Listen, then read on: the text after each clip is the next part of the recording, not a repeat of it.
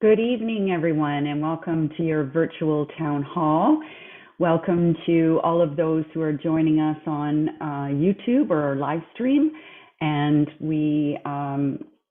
I would also like to say, council and staff, this is our last council meeting of 2021.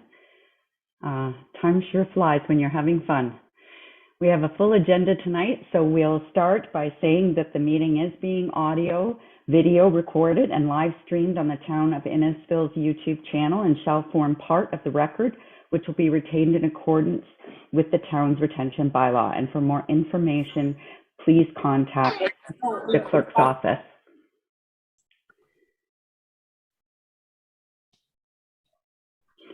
The Town of Innisfil acknowledges that we're situated on treaty land that is steeped in rich Indigenous history. We also acknowledge that this land is the traditional territories of the First Peoples of Turtle Island. It is shared between the Anishinaabe peoples of Beausoleil First Nation, Chippewas of Rama First Nation, and Chippewas of Georgina Island First Nation, and we thank them for their generations of stewardship. This meeting is still the home to many Indigenous people, and as settlers, we are grateful to have the opportunity to work on this land. The town acknowledges the forced sacrifices that are the foundation of Canadian society today. We are dedicated to honoring Indigenous history and culture and committed to moving forward in the spirit of reconciliation with respect with all First Nation, Métis, and Inuit peoples. The first item on the agenda this evening, Council, is open forum, and we have two people that have signed up for open forum this evening. Open forum provides a two-minute opportunity for members of the public to speak on an item that will be considered by Council later this evening. Normally, we're very gracious with our time, but we have such a full agenda this evening. I'm going to ask all presenters tonight to be respectful for our time, and I will call Mr. Pittock to put his camera on and unmute, and we welcome your comments. Good evening, Your Worship, Deputy Mayor, councillors and staff. Just the Innisfil District Association has been investigating the county MCR and NHS mapping and settlement area plans to 2051, and many of the areas in Innisfil are slated to be removed from the NHS designation. For example, in North Innisfil, a large part of the Big Bay Point and a long stretch along the south shore of Kempenfelt Bay from the Barrie boundary are slated to be removed. We're concerned about these removals, and we're concerned about smaller parcels of land, 30 to 40 acres, that are easily removed, and the designation of NHS is removed. And over the years, I've spoken to councillors about my concerns about the removal of these small patches of wetlands and woodlands, and they just don't get the protection they deserve. And many of these lands are rich in biodiversity and part of natural heritage corridors. And some of these smaller wetlands act as natural flood barriers and are features that don't cost the town any money for flood mitigation. And a good example is the wetland on the Turome property that will be discussed later this evening. I was a resident on Oak Street adjacent to the Turome property for 40 years. And this land has always been a seasonal wetland, and this property should be returned to NHS status. Across the street from Turome, on the west side of the 25th, there's been an application for an out-of-settlement housing development that's currently on NHS land. And we have about 25 requests for out-of-settlement developments in Innisfil, and some of them on wetlands and woodlands. And I ask this council to use all the tools at your disposal to protect as much NHS land as possible as you prepare your comments in the future for MCR submissions. This evening, in her deputation, Claire Malcolmson of Rescue Lake Simcoe will get into the details of how the county and town can do better in their approach to MCR regarding NHS and settlement areas. And the IDA fully supports the resolution that she will bring forth this evening on behalf of the Rescue Lake Simcoe Coalition. I just want to conclude that we see the results of climate change in BC and on the east coast of Canada, and at COP26, countries pledged to end deforestation. Our town has implemented progressive policies in the past, and I challenge this council to make it their mission to help protect as many NHS and smaller wetlands and woodlands in our town as possible. Thank you. Thank you for your comments, Mr. Piddick, and you're certainly welcome either to watch on the YouTube, or if you'd prefer, you can just turn your camera and mute yourself and stay right here Okay. on the Zoom with us. And we will be, as you are no doubt aware, be discussing both of those items tonight in the meeting, both Taromi and the MCR process. Thanks. Thanks again for being here. Thank you. And next, we have an open forum from Alex, Mr. Savigny, representing Stroud Village Developers Group. And again, it's the MCR. Welcome, Mr. Savigny. Thank you, Madam Mayor and Council. Good evening. My name is Alex Savigny. I am a senior planner with Bowes Fields, and I am here today representing the Stroud Village Developers Group with respect to their lands within and adjacent to Stroud. And as you said, I am here today to speak to item C4 regarding the MCR update. My colleague, Emma West, made a deputation at the workshop on October 20th regarding why Stroud would be an ideal location for significant growth in Innisfil. And we also prepared a letter addressed to council outlining those reasons. We've since reviewed the MCR update staff report and understand that the town is making recommendations to the county regarding where growth should be allocated. And to summarize that report, we do support the town's recommendation that Stroud be included within the built boundary. And we also request that Stroud be included in a settlement area boundary expansion, and that Stroud be identified as an additional primary settlement area in Innisfil. We've outlined these reasons in the letter that we circulated to yourselves today through the clerk's office. Rather than getting into the details of that letter, I'll spend the last minute just speaking in more generally on why we think that we ought to allocate growth to Stroud. So as you're probably aware, In-Services, along with the developers group, have been successful in expanding services into Stroud, and additional works are underway, and these are initiatives that have been going on for quite some time. The expansion of Stroud makes sense given its ability to accommodate housing and population growth, and is part of the natural evolution of the community that is already there today.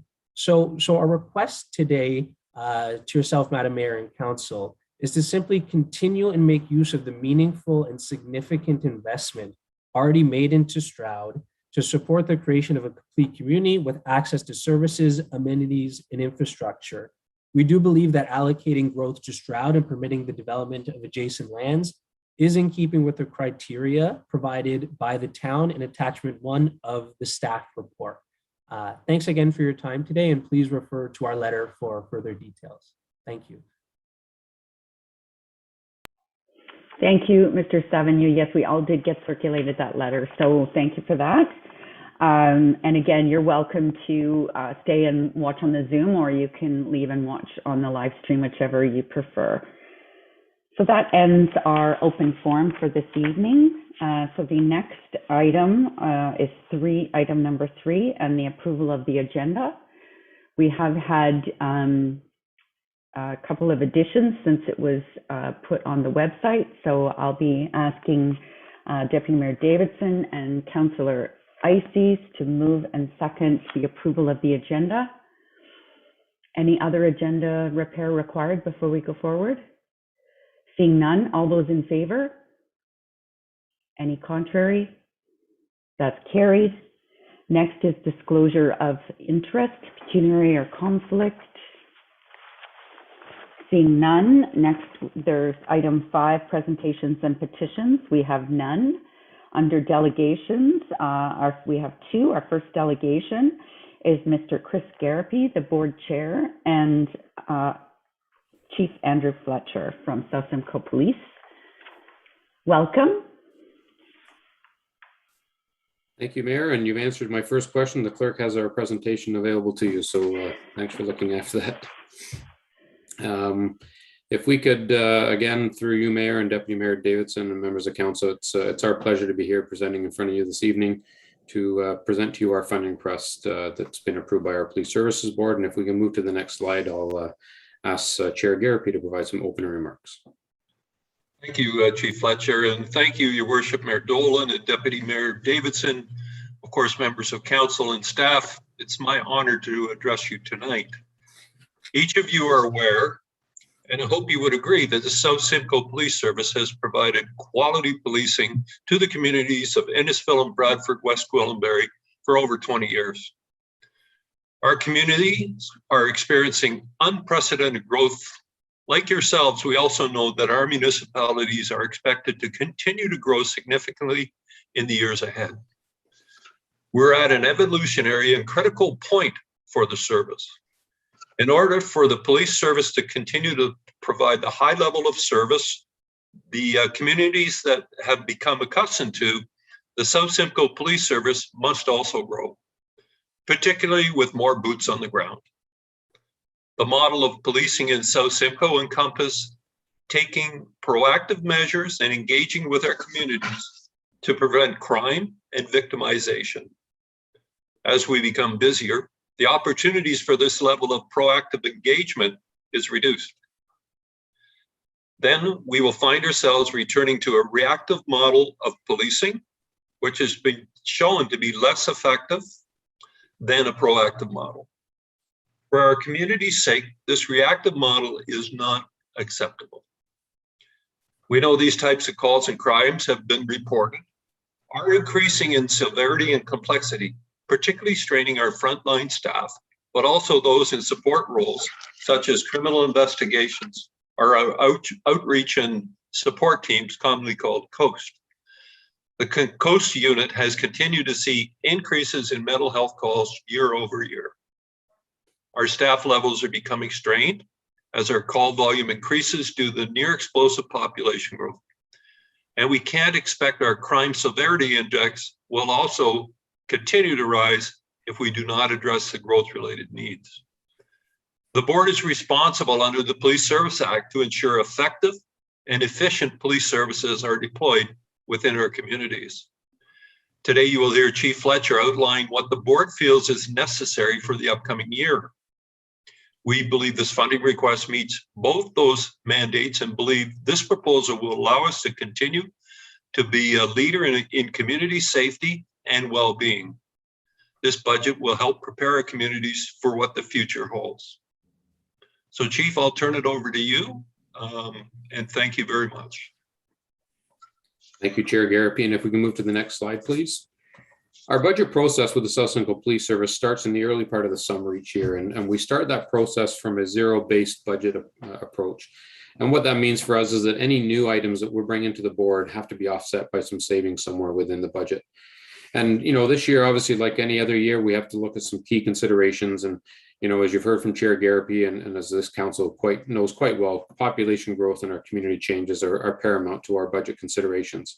We also have to focus on our increasing demands for service, and that's just not in the crime calls that the chairs talked about, but it's also in our social disorder and some of the other impacts that we're seeing within our communities as we see the changing demographics. Our focus this year was really to address the need for increased staffing, and that's the focus of our budget, as you'll hear later in the presentation, but also to provide for the necessary infrastructure and technology demands to meet the changing demands of our police service and to assure the safety of our officers. Our infrastructure is obviously key to our radio systems, and the technology demands as we move forward with projects like body-worn camera and other technology uses is paramount to the safety of our members and the safety of the community. Next slide, please. This slide represents, obviously, as council knows, and as Chair Garapi has touched on, the growth within our communities. And these are 2021 numbers. Obviously, we're not looking at the 2022 projections quite yet. That'll come out in our census report. But really, between the two communities, we're responsible for policing just over 82,500 people within the two communities. And we know that, as Chair Garapi's talked about, that growth is not just within our current status, but when we look at projects like Friday Harbor or the Orbit or Bond Head, and again, we look at those community and county projections that talk about the growth that's not just expected this year, but over the next 10 to 20 years. But what we're seeing beyond the growth in sheer population is the growth in diversity in our communities and the changes in demographics of that community. Obviously, we know that we still have an aging population in certain components of the community, but we're starting to see a younger and a more affluent community with greater expectations of their police service, which we're trying to undertake. Next slide, please. The chair has talked about the increase in our calls for service. And if you look at the graph that's in front of you, obviously from 2019 forward, we've seen a continual increase. So sorry, 2018 forward.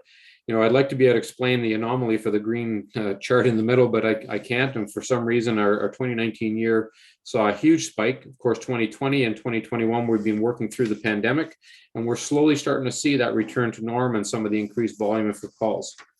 But what, the chair touched on it, and what I want to reflect to council is it's not just the raw reactive call volume, but the ability to respond to those complex calls that we see. Most of the calls that we're responding to these days are what we call two-person calls, whether that's a mental health call with an officer and a crisis worker, or a domestic violence call involving two officers, or impaired driving, or all the other incidents that we deal with in our community.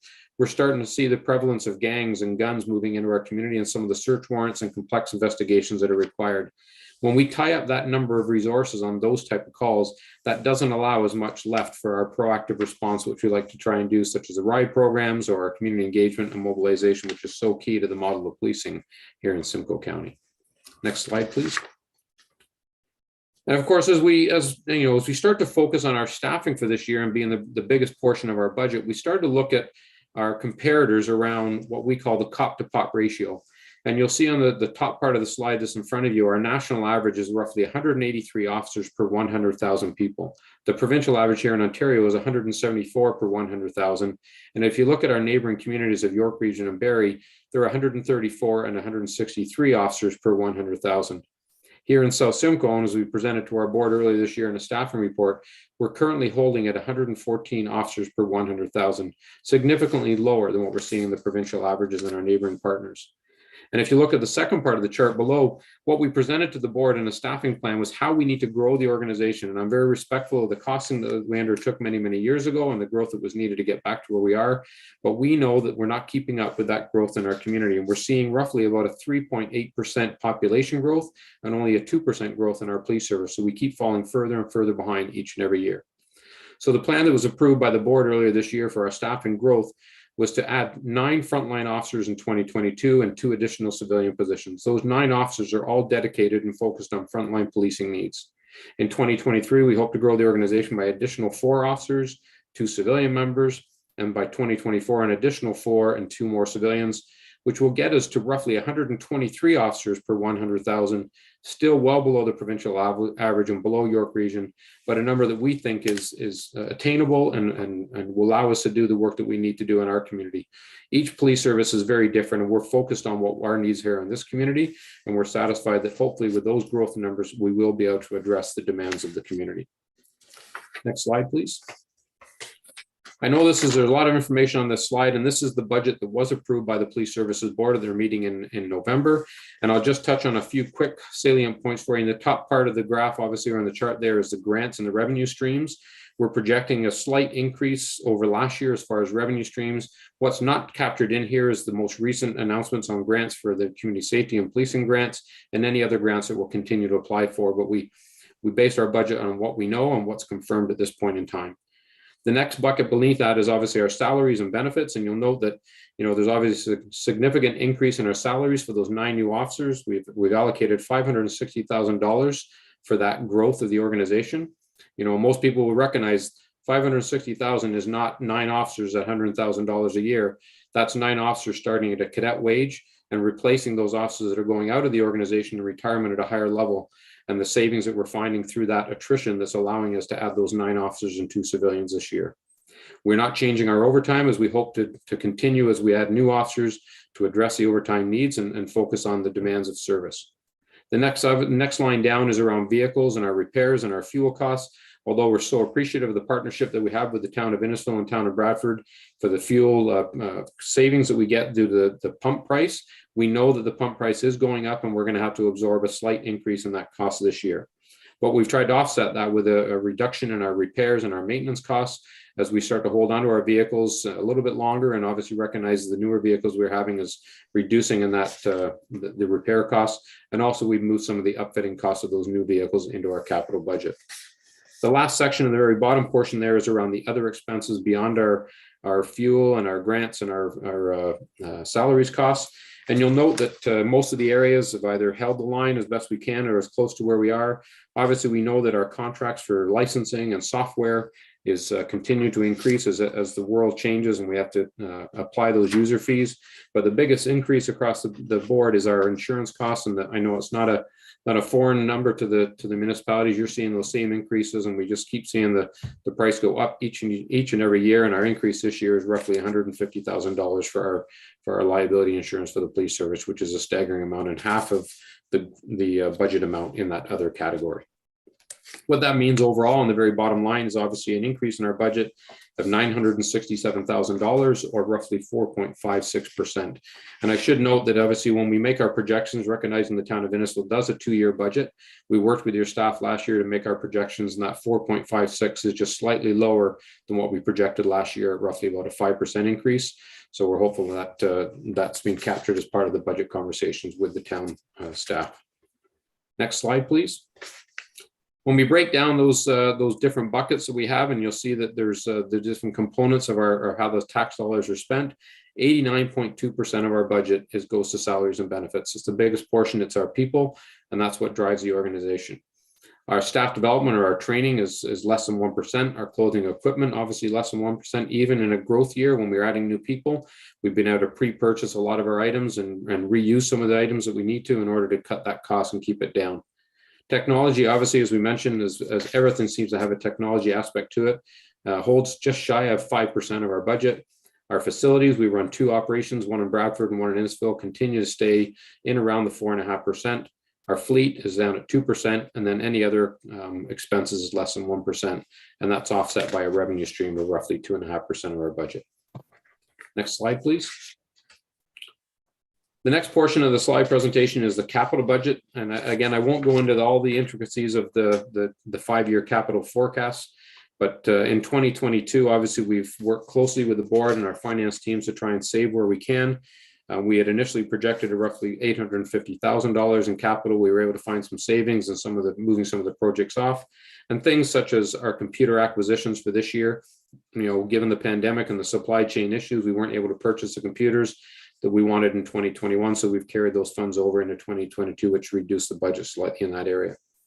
Most of our other equipment is for things like our technology needs and our servers, our battery replacements in order to keep our technology systems up and running. And then a small portion of our budget for speed measuring devices and our weaponry that needs to be placed as part of our capital acquisitions. So the total impact of our capital budget for 2022 is roughly $780,000 and 637. Next slide, please. Obviously, what seems to be most important to our taxpayers and to this council is the cost per household or the cost per capita that's impact to the residents here in Innisfil.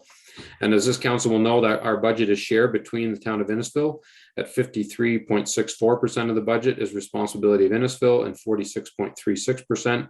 And I do want to have a huge shout out and thank you to the town staff and our finance team that helped me develop this portion of the slide, because again, they do the cost per household and the operating budget and capital budgets, and a big thank you to them.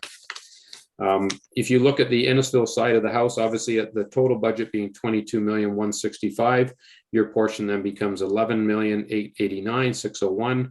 You add your 50-50 split of the capital budget, which is part of the police agreement. That brings your total cost to $12,279,919. When you look at the average household assessment value and then the estimated average household levy, the total impact of the residents of Innisfil is roughly just shy of $600 per year, or approximately $11.52 per week. And again, the average increase is roughly about 3.52% per household. So we think that obviously to go along with the growth in our organizations, to keep that at still less than $12 a week for the residents on their tax bill is very attainable and very reasonable for what we think the service that we provide. Next slide, please. And again, at the encouragement of the board, I'm sharing this slide with the council tonight just to give you some idea of how we compare and how we stack up, particularly around our neighboring organizations. Obviously we're proud of the service that we provide, and we think we provide a reasonable, cost-effective model. But if you look at the left side of the slide, the cop to pop ratio here in South Simcoe is 121 officers. When we add the 9 new officers, that'll get us to 121 per 100,000. Comparing to our partners to the north in Barrie, which is the blue line, is 163 officers per 100,000, and in York Region, 134. One of the other statistics we like to compare ourselves is around the crime severity index, and how are we seeing ourselves from the rising crime rates and the severity of those crime rates. Again, right in the middle there in the red slide is 37.1 out of 100 for South Simcoe, compared to 39.1 for York Region, or 52.4 for Barrie. And last, when you look at the cost per capita, the cost of our organization to run the South Simcoe Police Service and the budget for 2022, compared to the budgets that have been presented to York Region and presented to Barrie Police, we hold at about $269 per capita, compared to our partners to the south at $322 per capita, and those in Barrie at $384 per capita. So proud to say that we think we're offering a pretty good bang for our buck here in South Simcoe, and think that the budget we presented here to our board and presenting to council is a good use of the tax dollars, and will allow us to continue to provide that service for 2022 and beyond. And I'd now like to open up to any questions. Next slide, please, and any questions you may have of myself or the chair. Thank you, Chair Garapi and Chief Fletcher. Questions or comments from members of council? Councillor Fowler. Thank you, Your Worship. One comment, Chief Fletcher, and 2 questions, if I may. One, I love the proactive approach that you're taking with the crime. I've spoken to the crisis unit you have before, and they've always been very receptive with information and assistance when it comes to aiding our residents. So I think it's a very proactive proactive approach. Pardon me. The second thing I have a question with is the departments. You mentioned that we're getting, with the population growth, gangs, guns, drugs, there's going to be more prevalent as the population grows. Are we assigning officers specifically to task force for this specific thing, or are we going to be training the new recruits as they rise through the ranks? Chief? Yeah, thank you, Councillor Fowler. Through you, Mayor. Obviously, it's a bit of a two-pronged response, Councillor Fowler. The new officers that we're adding to our front lines are obviously being trained in general police duties. We do have a street crime unit, and we have a criminal investigations unit, and part of the growth is to expand that criminal investigations branch in 2022 to add a specific investigator for human trafficking, which is obviously connected to gangs and guns, and to focus on that aspect of the investigative needs. We also, as this council will know, we have a community mobilization and engagement unit. That unit specifically has been used over the past 2 years during the pandemic to really focus on our COVID response and some of the advanced calls. We're hoping that in 2022, we'll be able to get that unit back to that proactive response to address some of the needs.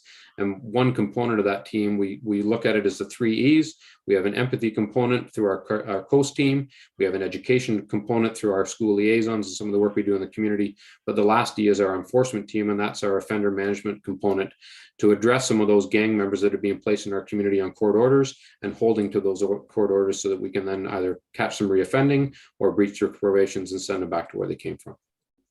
Excellent. Another Thank question?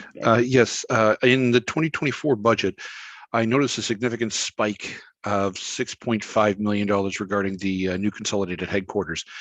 How is the funding going to be acquired for this particular building? As much as I appreciate it, because the need of it for the growth and the extra officers that you will be hiring, where's this money going to come from? So that money was placed in our budget through you, Mayor, obviously as a future placeholder. It's not in 2022, it's in the out years, and there's still a lot of work to be done. We are looking at obviously a consolidated training center, or can we consolidate both of our buildings? But that's in the very early stages, and we haven't even engaged a consultant. We're working closely with our town planning department to look at what that would mean for example, the orbit, or the growth out in Bond Head, or the growth elsewhere. So there's obviously a great need to consolidate that, but it's very early stage, and that's just a placeholder at this point. Thank you. Thank you. Deputy Mayor Davidson. Thank you, Your Worship, through you to Chief Andrew Fletcher. The key things that I seem to be pulling out of this is actually you being proactive, which I'm a big supporter of. I don't like reactionary movements. It's not my kind of thing.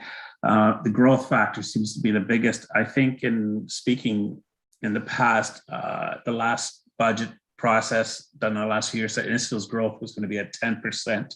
We're actually grew at about 15% a year. So we're actually falling behind by about 20% in our service level. I think council is very much aware this year. We had some concerns with police not being able to get to a location on time due to the backlog and shortness of staff. I think the best way to, I guess, sell this to the public, to the ratepayers, is the fact that as we grow, we're going through some growth pains. We've been biting the bullet, no pun intended, for a while. But I think it's time with this fast growth and the growth that's coming that we be prepared. And I think as certain areas of the municipality tend to expand fairly quickly, I'd rather know that when somebody calls 911 that you guys can be there rather than wait an hour or two for service. So I think when the general public realize that with growth comes cost, I think we can definitely look at this and support it 100%. So I appreciate your time and your presentation. Thank you. Thank you, Deputy Mayor. Appreciate your support. Councillor Waters. Thank you, Worship. Thanks very much for the presentation, the budget presentation. I have a couple of questions. First, it's just a general statement. I think we get great value for our dollars spent, and I think the numbers speak for themselves on that. My first question has to do with comparing us against other municipalities, and we're choosing Barrie and York Region because they're on either side of us. Are there any other municipalities which better reflect a more rural community that we have in Innisfil, and just to get a better idea in terms of how we compare to those communities as opposed to, Barrie, which is a very, very urbanized, very, very concentrated community, and somewhat the same with York Region. And then I have a second question. Yeah, thank you, Councillor Waters. Through the mayor, we looked at all the comparatives across the province when we were developing this presentation, and there are a number of them. We try not to compare ourselves to OPP jurisdictions because they have a blended cost model. Part of their funding comes through the provincial stream and part of it comes through the municipal tax base. So where we have to provide some of those services municipally, other areas don't. But I can assure you, from a crime severity index, we rank 7th out of all the municipal police services across the province. That includes large regional police services. Out of 52 police services, we are ranked within the top 10. From a cost perspective of the budget, I looked at other areas such as Belleville, such as Kingston, Ottawa, a lot of areas that have blended rural and municipal, and we are well beneath that as far as the cost per capita. Most of those agencies are in around the same. York Region is actually considered one of the more efficient at $320, I think it is, per capita. Most of the others are well up to $400 to $500 per capita. Thank you on that one. The second one has to do with capital, and you mentioned vehicles. I was reading an interesting story down the States where there are some police forces have completely changed their fleet over to all electric vehicles, just because they were suggesting, I think, a $7,000 reduction between maintenance and fuel. And I was wondering, have you considered that route for Innisfil down the road in terms of replacing your fleet with all electric vehicles? I would suggest maybe the Mustang, which is seems to be along the lines what might be comparable to what you have. Yeah, thank you, Councillor. And we use a police cooperative purchasing cooperative around the entire province, and there's only a number of vehicles that are actually what they call pursuit rated here in Canada. They have not advanced electric vehicles. Peel Region Police has just started a pilot where they're going to be testing a few of the vehicles. So particularly for smaller mid-sized services like ourselves, we're relying on some of those bigger services to look at their tests of those vehicles. From a cost, for many years ago, when we looked at those, the cost, it was cost prohibitive to purchase, in that they were far higher rate than the cost of the gas vehicles. But we do know that Ford is putting out a vehicle that's going to be all electric in the future, and it's something we are looking at as far as sustainability of our fleet. And whether that's from a patrol vehicle perspective, again, there are secondary vehicles, there are criminal investigations vehicles and other fleet vehicles that don't necessarily need to be pursuit rated. And that's probably where we'll move our fleet towards the electric vehicles so that it's a better model for our service. On the pursuit rating, what are the criteria for pursuit rating? Because from whatever I've seen on electric vehicles, all of them have very, very fast. and in head-to-head races against other vehicles with high V8s in them are quite comparable in terms of speed. So what are some of the criteria in terms of pursuit cars that you're looking at? There's a testing that goes on, and I think it's at the Detroit testing track, and it has to do not just with speed and acceleration, but it speaks to stability of the vehicle, workspace within the vehicle as far as the equipment the officers are wearing, braking power, and stability of the platform when they sharp cornering and those sort of things. So I know that, in the States, for example, they run Camaros and Mustangs and a lot of pursuit vehicles like that. But they also still run the larger vehicles for a regular patrol vehicle. It'll be interesting to see some of the new electric vehicles go against the existing, because I think on all those criteria that because of the low profile of some of the cars and where all the weight is, that I think stability, they're probably very comfortable as well. So thanks very much. I just wanted to pursue that avenue. Thank you. Yep. Thank you for the questions. Thank you, Councillor Orsatti. Yes, thank you, Worship. Thank you, Chief Fletcher and Mr. Garapi, for updating us on your needs. I don't think anybody can listen to the news or read a paper without seeing increased crime and victimization throughout Ontario. So it's not a surprise that you would be requesting additional officers to support a community. And this is a shared service between Bradford and Innisfil. So it's not 9 that are assigned to Innisfil, but spread between the two. And I just wondered, in looking at those 9 officers for next year, are you looking at that in the first quarter? Because I know sometimes in costing, if it's in the second quarter, third quarter, that first year that you're starting that, it just allows a little bit more flexibility in your budget. Yeah, thank you, Councillor Orsatti, and through you, Mayor. We did look at that, and what we tried to do is we budgeted for the full year, because if we don't budget in the full year, then the second year becomes a significant impact. And then we just see steeper growth in our budget. So we wanted to try and flatten that growth out around 4.5% this year and 4% for next year, as opposed to doing the 4% this year and then a 6% next year. And I think it's also worthy of note that, there's still civilian staff being brought into the organization, because we recognize we want our frontline officers to be on the front line, but we need some support staff behind the scenes to do the work that allows our officers to be out there and not stuck in the station doing all the computer work and some of those things. And just to put it in perspective as well, those 9 officers, when you look at a 24-hour policing service, that means additional 2 officers per platoon. So 1 officer in Bradford and 1 officer in Innisfil, around the clock, 24/7. Thank you. Thank you. Any other questions or comments? Councillor Van Berkel.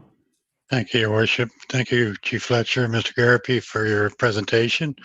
I can understand that, with all this growth that you're looking for more officers. I'm surprised that you didn't get any last year, actually. But I just have a question that I've been wondering about. Since they legalized cannabis and these shops are popping up all over the place, has it made a difference in your charges for, let's say, impaired and driving and maybe kits on the street? Has it created more work for you or less work? I'm just wondering. Yeah, thank you, Councillor Van Berkel. Sorry, Mayor, do you want to respond to that? No, I was just saying, Chief.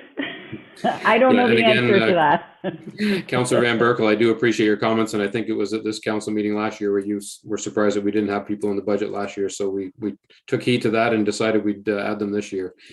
Specific to your question was, around the cannabis shops. The enforcement of the regulations around the operation of those cannabis shops is actually a provincial mandate. So we, along with the municipal bylaw and the provincial task force, what they call the Green Task Force, they're responsible for the enforcement and managing of those shop fronts. So it hasn't had a direct impact on our enforcement. What we are seeing is obviously the secondary or tertiary crime that comes out of that, and our impaired driving or drugs readily available. I think in our first night of holiday ride this year, our first 2 vehicles that we stopped had bags of marijuana sitting on the console beside them. So it's clearly changing the type of crime we're seeing. instead of drinking the half dozen beer and getting behind the car, they're now having a couple of beers and smoking a little bit of weed, and they're just equally as impaired. So we are seeing the fallout of the crime from it, but I don't think it's directly attributed to the stores. It's just the societal changes around the use of cannabis and other narcotics. We're seeing the increase in fentanyl and cocaine and prescription drugs. Thank you. I kind of figured that, yeah. Thank you. Any other questions? I just wanted to say that I think that adding the officers, and particularly the civilians as well, but make those officers are boots on the ground. So there are positions that were being filled by a sworn officer. Like I recall when all the communications was done by a sworn officer. Now somebody trained and professional in communications can do it at lesser cost, and the sworn officers out on the street where they should be. So working smart with the limited resources that that South Simcoe Police has.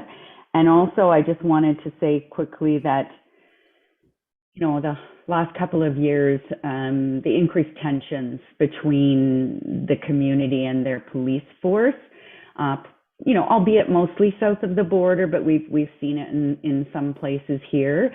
And we have not, I was so touched to see the post on social media the other day about the lady who had a flat tire, and there was a police officer stopped and helped her change her tire. And I think that's worth so much especially in today's society when we see the opposite in so many communities and more of that confrontation. We don't have that here. We have great support from both, I know, in Bradford with their traffic safety committee, and here in Innisfil with our traffic safety committee. We have great support from South Simcoe Police on that. And I just want to say thank you to Chair Garapi and Chief Fletcher. Next, I will ask Council, being that we are below what was budgeted for in the 2022 budget, and being that there seems to be no concerns this evening, whether Council would entertain a friendly amendment to receive and approve as opposed to just receive this evening. I'm throwing that out there to see. I'm in favor of that, Your Worship. Thank you. So I'll say moved then by Councillor Van Berkel and seconded by Deputy Mayor Davidson, that the amended recommendation be that we receive and approve the South Simcoe Police Services Board 2022 budget. All those in favor? Any opposed? That's carried unanimously. Thank you much for Mayor and Council. We really appreciate your support. It means a lot to the police service. Thank you. Thank you, Mayor. Thank you, Council. We really do appreciate your support. Thanks. So next on the agenda is Claire Malcolmson from Rescue Lake Simcoe Coalition. Ms. Malcolmson, whenever you're ready, please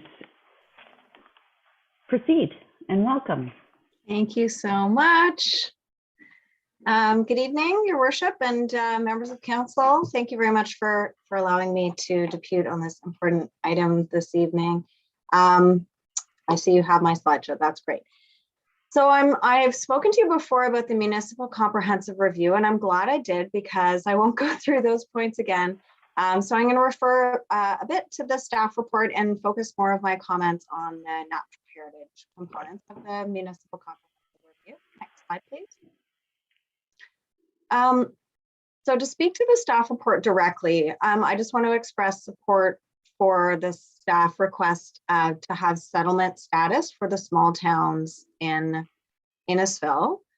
The intensification target that has been identified in that staff report, I think is very low, but I do believe that it's related to the fact that the intensification in Alcona is all that counts. And so I do want staff and council both to consider if Innisfil is granted settlement status for those small towns, if Innisfil would consider increasing its intensification number, this would really just allow many of the small towns to be a bit more walkable, more friendly, more eyes on the street, and frankly, more affordable housing. And I don't just mean rent geared to income built by Simcoe County Housing. I mean just smaller units in apartments above stores and that sort of thing.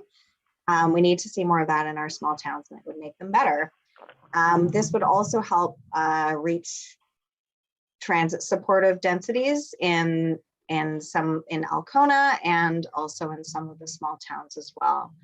I just want to point out that I do think that phasing is key. I know I haven't looked in great detail at this, but I know that we need a plan in Innisfil for the next 5 years for more affordable towns and apartments outside of the orbit. Again, it's just a better community if you have housing for all and for all income levels. And also, we really don't know the timing of what is going to happen with the orbit because it's an MZO, or that is my opinion at the moment. Can you go to the next slide, please? So speaking now to the natural heritage system, which is the forests and wetlands that make Innisfil so lovely. I really strongly encourage Innisfil to consider the goals of an NHS, and I don't think there are any that are numeric. I think there should be numeric goals, and that Innisfil should be striving towards those goals. Some targets that already exist, or many targets that already exist, specifically, I really would love to see Innisfil moving towards the Lake Simcoe Protection Plan targets, which are to achieve a greater proportion of natural vegetative cover in large, high-quality patches, achieve 40% high-quality natural cover, achieve protection of wetlands, and achieve naturalized riparian areas on Lake Simcoe streams and shoreline. And so all of that really means no new development in wetlands or forests of any size. This should just not be happening in 2021. Next slide, please. The next slide I've showed you before, it's a comparison of the existing conditions in Innisfil and the Lake Simcoe watershed-wide conditions and the targets. So if we look at the target of wetland, Innisfil is at about half the target. Woodland at 28% versus 40%. And we really need to see more land in really well-protected status. Next slide, please. So I want to bring your attention to now this mapping. So Simcoe County received the province's natural heritage system map. And what it appears that they have done is they have just removed any and all registered plans of subdivision. That's why this map looks like it does. There are also, the red indicates removals from the NHS. So I was gobsmacked when I saw this. This is an area of high quality natural cover, of which there are very few. There are really only two in, well, three, I think, in Innisfil. This is the biggest shoreline one, and we can't afford to lose this forest. And believe me, the residents flipped out when I pointed this out. And so the ridiculous thing that has happened is that Simcoe County just put all of the registered plans of subdivision on this map, as far as I can tell. Whether they had any chance of being developed or not, really, it's sloppy, and it created a gigantic amount of work for me and grannies. Like, it's not fair to have us do this work. Anyway, we have done a ton of work, and we've now talked to Mary Nordstrom. Thank you. She has gone through and identified how old some of these registered plans of subdivision are. Many of them go back to the 1920s when we didn't have a climate emergency. So this work really does represent a lot of community concern. I hosted a webinar. There were lots of people from Big Bay Point. Friday Harbor was used as a justification for removal of natural heritage at Big Bay Point. That development has ruined the community that once existed there, I would argue, and it is not fair to have it happen again. It cannot be used as a justification to remove natural heritage from what is a potentially a higher, well, the natural heritage system in the growth plan provides a higher level of protection than Simcoe County's environmental protection, EP1 and EP2. And so we want to see as much of this land in the high quality natural cover areas included in the province's natural heritage system. They will be better protected that way. And if they're never going to be developed, they should be removed from the books. So it was really good to talk to Mary, next slide, please, about that. And things have moved forward since that conversation. I'm happy about that. Guildford also directly next to my family's heritage property at Degrassi Point and the historic Heritage Walker Farm. There is a wetland that has an old estate lot on it. Innisfil really needs to evaluate all its wetlands and take these old development proposals off the books. This is contiguous with an area of high quality natural cover that we are not going to develop. And it's a wetland. We cannot be developing wetlands anymore. So please let's move on as if it is a climate emergency. This was designated, this was registered in 1984. And so I thought it would kind of be fun to talk about what else happened in 1984. In 1984, Manitoba passed seatbelt legislation. It was okay for kids to buy smokes for their parents at the store. I mean, it is not 1984. So let's move on. Next slide through it, please. This is Crescent Harbor. This is a picture of the beautiful forest in Crescent Harbor, where many citizens are very concerned about the loss, potential loss of, again, it looks like a really old registered plan of subdivision in, again, the high quality natural cover area. So in summary here for the natural heritage system, I just want to lay out some priorities, and they're on the next slide. So no removal of natural heritage system around the orbit between Alcona and Lefroy. No to development permissions on Leonard's Beach wetland, which sounds like it's in play and it has been moved forward more recently, which is really not good. I'll speak a bit to Taromi later. Yes, to please evaluate all the remaining wetlands you have. They have been mapped by the province. They just need to be dealt with appropriately at the policy level. And also yes to intensification in the small towns to create more compact, sustainable, and affordable development. The next slide, please, very briefly, the Taromi project. This site is of high ecological significance and groundwater recharge, whose future urban designation has been questioned by many. If the timing works, we strongly advise the town of Innisfil to put an end date on the negotiations with the landowner. If he does not submit a development proposal that meets the town's terms as per the staff report on this item today, please remove the future urban designation on the property and add it to the natural heritage system, if possible in 2022, at least in Simcoe County's EP1 category, and have it included in the growth plans natural heritage system at the next municipal comprehensive review. Next slide. Summary of advice here: protect natural heritage systems. You have to develop some numeric targets, support the request that high quality natural cover get protected, accepting approved plans of subdivision that conform to the growth plan of today and that are contiguous with existing settlement area boundaries, and identify and remove old plans of subdivision that do not conform to the growth plan. Really, it's just ridiculous. It's not Innisfil's fault, but if Innisfil could clean that off your slate, this cannot really happen again at the Simcoe County level. This is really like downloading responsibility to citizens in a really inappropriate way. So I did, on the next slide, there is a draft resolution. I'm going to leave it to members of council who I've been talking to today and talking with Mary Nordstrom about how to make good on Innisfil's promises when you brought in the orbit to build up, not out, and to protect natural heritage. We're really looking to you to make good on that promise today. So that is all I have. Thank you very much. I'm just gonna, if you can click on the link in the next slide, if there are any questions during that time, that would be great. You can see the evaluated and unevaluated wetlands. So you can play with that. You can open it up if you want. If there are any questions, I'd be happy to take those. Thank you very much. Thank you so much for your presentation. And questions or comments from members of council. Councillor Ices.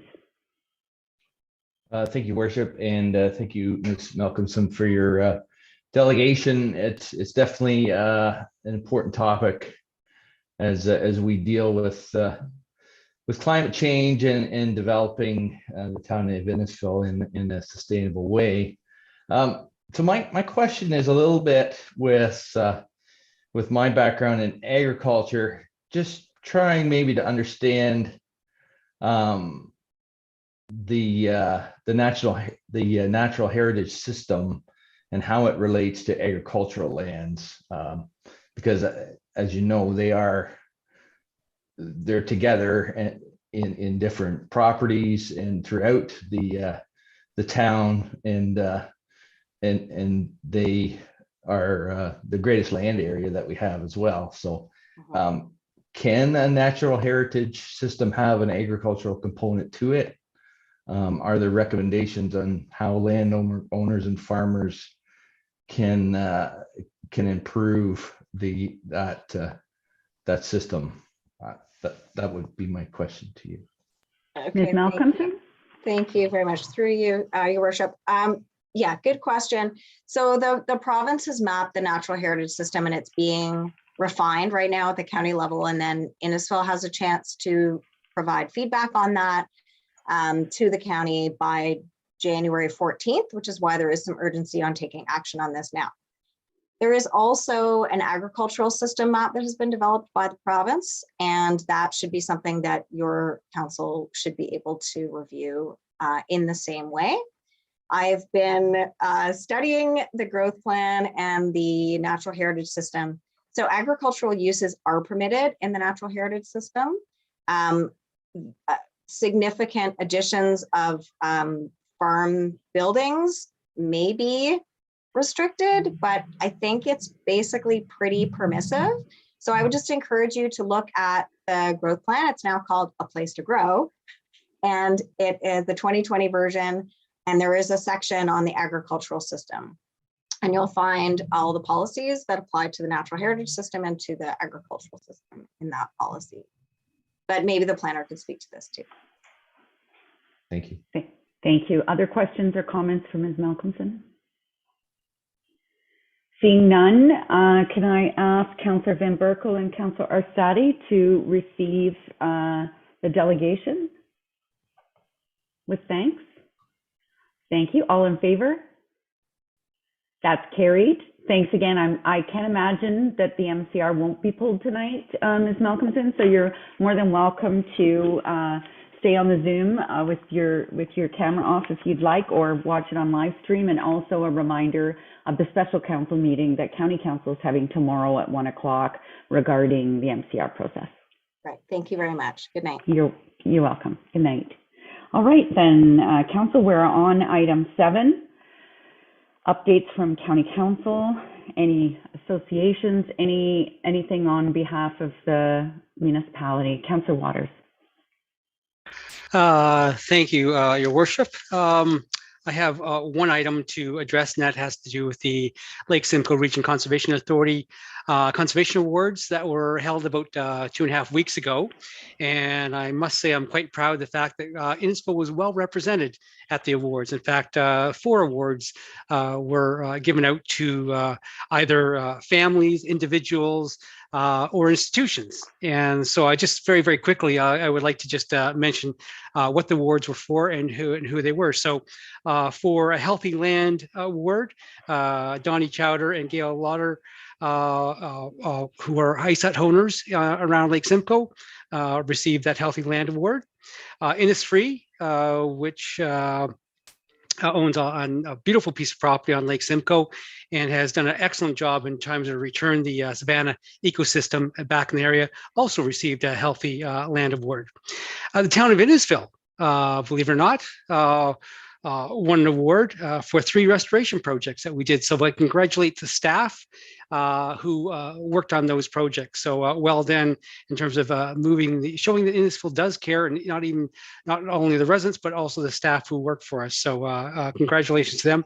And last but not least was a Healthy Water Award that went to Lefroy Harbor for using sea bins to collect trash off water. And they worked so well that they're looking at purchasing other ones. So congratulations to all those residents and staff who showed us proud at the Conservation Awards a couple of weeks ago. So thank you very much. Thank you, Councillor Waters. Definitely something to be proud of. Anyone else have any updates from boards or commissions? I just want to report I did November the 25th and 26th attended an AMO board meeting. It was mostly just policy. We updated our strategic objectives and passed budget for 2022. The good news is we are tracking for an in-person conference in August of 2022. Fingers crossed that it actually happens, but that's what we're tracking for. Be the first time since 2019 that we've been in person. And all at the Empower board meeting yesterday, we also worked on budget for 2022. Now I'll go to Ms. Ray, or whoever's doing the Emergency Operations Center update. Good evening, Ms. Ray. Thank you, Your Worship. Through you to Council, would like to share some updates from the Simcoe Muskoka District Health Unit.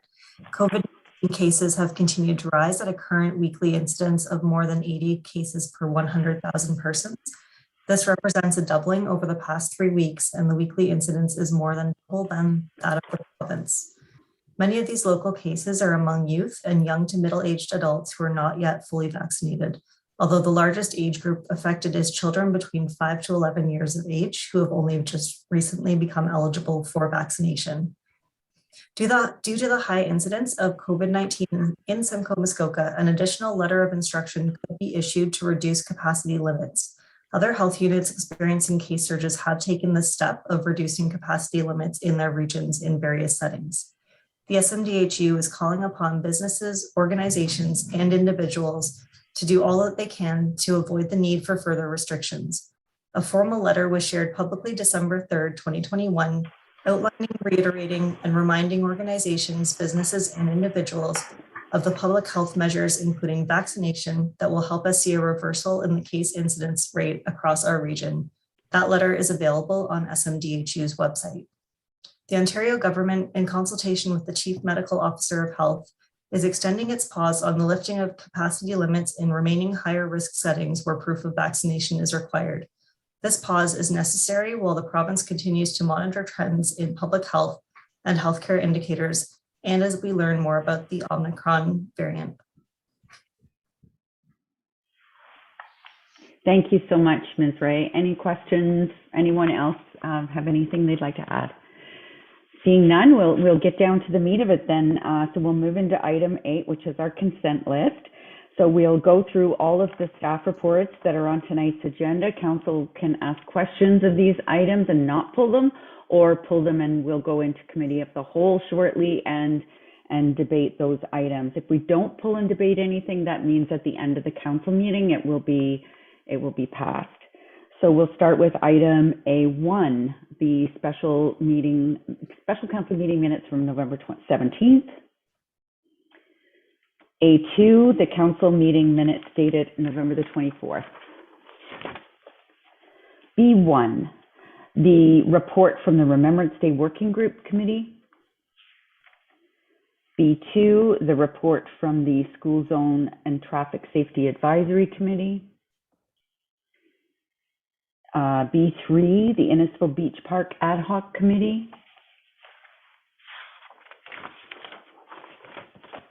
C1, the proposed fireworks bylaw amendments. Deputy Mayor, do you want to refer to committee or comment? You're on mute, Deputy Mayor. Didn't hit the button hard enough. Through you, Your Worship. Just to comment that in reading the report, there was one thing that I think was missed, was that I think it's under Thunder Bay where they can go the next day after a report of fireworks and charge the house. That's not so much the person, but the property itself. I think we need to implement that particular part of the bylaw, because there's no way our police or bylaw can get there in 20 minutes. So it's the only way we're going to deter it. I think that is in the recommendation, item C4, but I'll ask Mr. Vickers to confirm. Or sorry, I should have said 2D. Mr. Vickers? Through your worship, I believe that your understanding is correct. The proposal is that we would be able to charge the property owner. Okay, sorry, I somehow got that one, but I see it now. Thank you. Anyone else, questions or comments? Councillor Orsatti? Thank you. Just clarification, are we to understand that if we're just moving by this one tonight, staff are coming back with the appropriate bylaws without any changes? Is that correct? I'd like to pull this item, please. I'll need a second later. Not to pull it, you don't, but we'll get there, yeah. Okay, item C2, the 2022 operating and capital budget update. Councillor Orsatti wants to pull that one. C3, the COVID-19 vaccination policy. Okay, C4, the County of Simcoe Municipal Comprehensive Review. Councillor Waters? I'd like to pull it, please. Thank you. C5, the Equity, Diversity, and Inclusion Update and Policy. Councillor Orsatti? I don't want to pull it, just to make a comment, Your Worship, that I think that this is a very appropriate policy to have for council and the town. I think it's a great transition to opening the doors in our upcoming election to diversity and the importance of candidates feeling that they can apply. And that how that we are expanding everything from our land acknowledgement to the diversity in our town. So I just want to say thank you to staff for all the hard work on this. I think it's very important to continue with it. Thank you for that. And I would extend my thanks as well. It wasn't until you started reading this, you forget until you see all in one report, all of the efforts that we've made, and it's really quite impressive. So thank you so much. C6, Taromi proposed land exchange. Councillor Fowler. Thank you, Your Worship. I'm going to be pulling this just for discussion. Thank you. C7, the new municipal water use bylaw. Again, thanks to Ms. Morton for getting all of these bylaws updated. Much appreciated. C8, the fifth line in Guilford Road design. Councillor Nicholl. Hey, Your Worship, I don't need to pull this. I just want to say the Guilford Road design looks amazing, and I'm really looking forward to see what the impact will be of these traffic calming the lane widths. It'd be good to have the pedestrian lanes available. Thank you. Thank you. Councillor, I wonder if you would pull it. I have some questions about the fifth line, not the Guilford Road. Thank you. D1, the action tracking list update. E1, a bylaw for the collective QP agreement.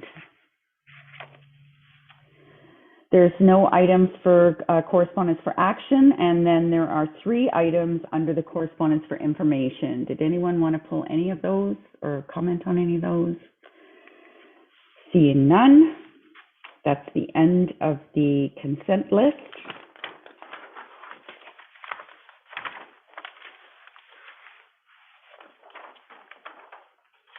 So I'm showing items C1, C2, C4, C6, and C8.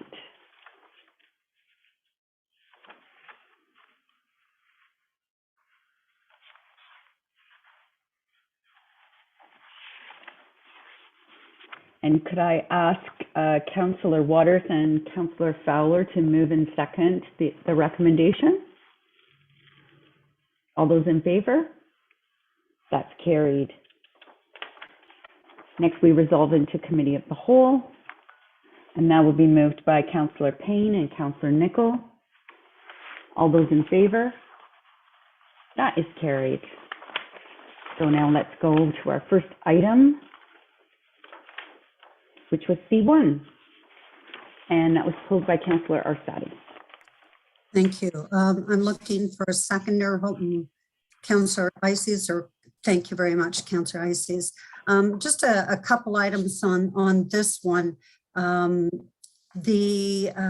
Looking at, I believe there was comments that came back.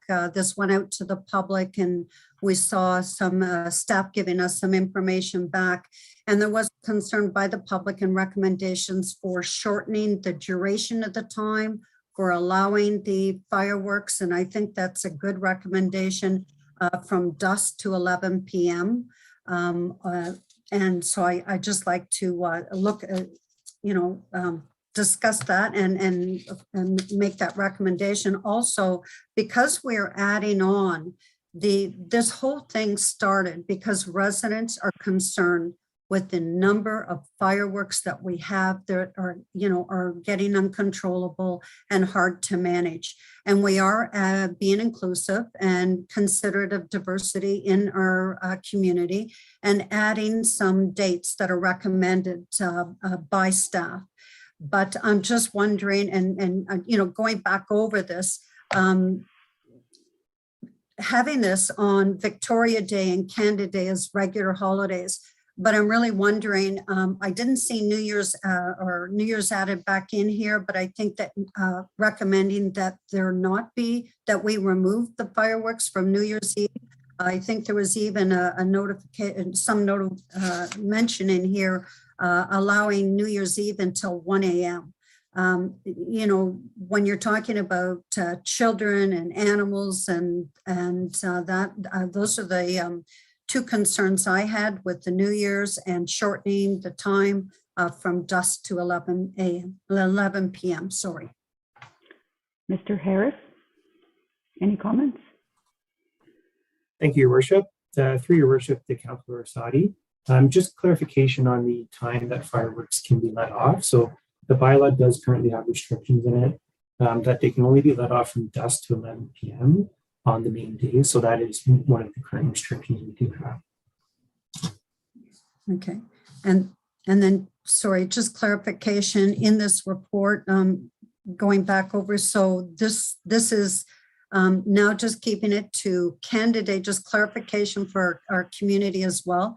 The day of Canada Day, the day of Victoria Day, and it would be the Lunar New Year, Diwali, I may not pronounce these correct, Eid al-Fitr, sorry, to the holidays.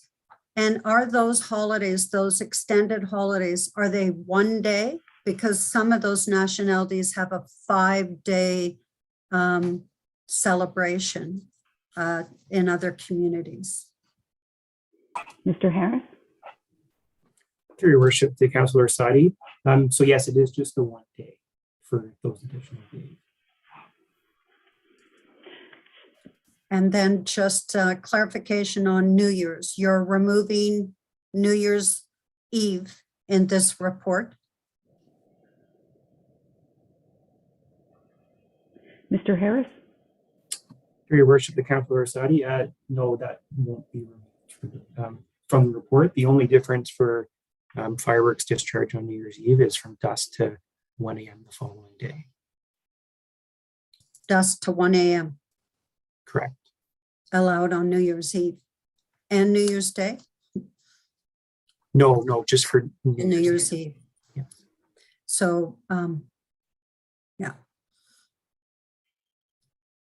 I have a problem with the time for New Year's Eve myself. I think the idea, if you wanted to cut straws, you could say, 12:15 or 12:30. But I think the idea is that they go off at midnight when it's New Year's Eve. I think that's what the idea is for that one. Okay. All right. Okay. Okay. Thank you, Councillor. Thanks for the clarification. I think giving the community those extra days to have their say was important. About 250, I believe, people actually. Well, there was like 700 went on the site, but only 273 actually completed the survey. And in every question, did we get it right? Over 50% of the people in every case said yes.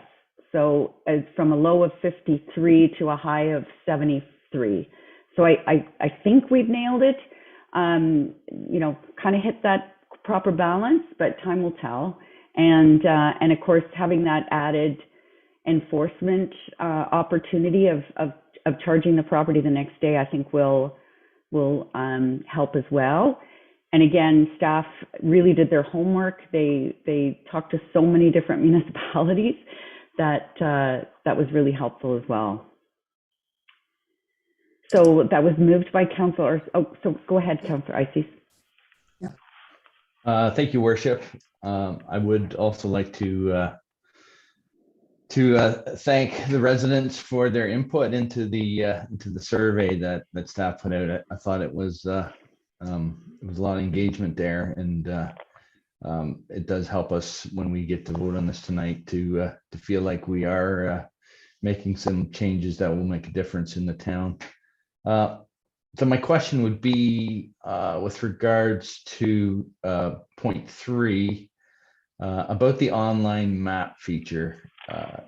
Is that map going to show the restrictions on the 250 property boundaries on lands for livestock and animal shelter, wildlife sanctuary, or what other information will that map show the residents? Mr. Harris or Mr. Vickers? Hi, Mayor Dolan, it's me. Hi, Louise. I'm just rereading, and the direction actually isn't reflected the way it is in the report, unfortunately. So I've spoken with Mr. Cowan, and the intent of that recommendation is really to have IT look at whether or not or how we can implement a map feature. We saw that the Kawartha Lakes implemented their online map showing permits issued. Those added features that you've asked about, Councillor Eisses, I think make a lot of sense, and we can add those into what we would ask IT to look into. But yeah, the third direction should actually be that staff be directed to look at implementing, because IT has to see whether or not they can actually consolidate the information coming from the permits and implement that feature. Thank you. Thank you, that's helpful. Thank you. Any other follow-up? Go ahead. Yes. When we talked about this last meeting, I did mention I had a bit of an issue with the 250 meters around livestock lands, animal shelters, and wildlife sanctuary. And I would like to introduce a friendly amendment to make that 500 meters, just with respect to the impact that fireworks have on livestock. That would be a better recommendation with regards to the bylaw. So thank you. So is there a seconder for that amendment? Councillor Asadi? Now, it's a friendly amendment. I'm going to ask the clerks, can we just vote on the whole motion when it's a friendly amendment? Mr. Clerk? Your Worship. Yes, a friendly amendment can just be a simple change where the mover and seconder agree that it should be made. So if the mover, Councillor Asadi, is agreeable, we can just make that tweak right now, and then council can vote on the motion as is. Thank you, Mr. Parkin. I am agreeable.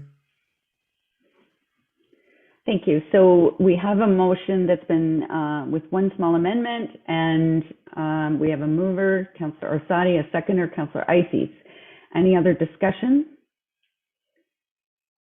I would only say that to me, this was a great example of deferring something that's a big decision for our community for a chance for people to, so we know whether we're on the right track. And I think we should use that tool more often. All those in favor? Opposed? That is carried. Thank you. Next is item C4, which was the Municipal Comprehensive Review, and that was pulled by Councillor Waters. Thank you, Your Worship. Sorry, correction, Your Worship. Oh, sorry. Was Oh, there? my fault. My fault. Sorry. C2. I apologize. Sorry for interrupting, Councillor Waters. My fault. We're on C2, which is the 2022 operating and capital budget update. And before we go for questions or comments, I just wanted to call on CAO Gershow to make some comments. Thank you very much, Your Worship, and good evening, members of council. I did want to take a couple of minutes to offer some comments before council deliberates on this item, because approving a budget is, I believe, one of council's most important decisions each year. And it is a statement to the community about the priorities that council has. And I think any budget also determines the resources that will be available to implement the direction that council provides. And I think it also goes without saying that a budget directly affects both the residents and businesses of Innisfil, because it's ultimately their money that we're talking about spending. I believe we have a duty to respect our taxpayers who work hard for their money and who expect the town to spend their money wisely.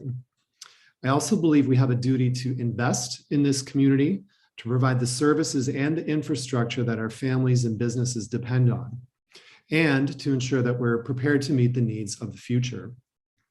Approving any budget is a balancing act and usually involves some degree of compromise. And that's why approving a budget can be a difficult decision.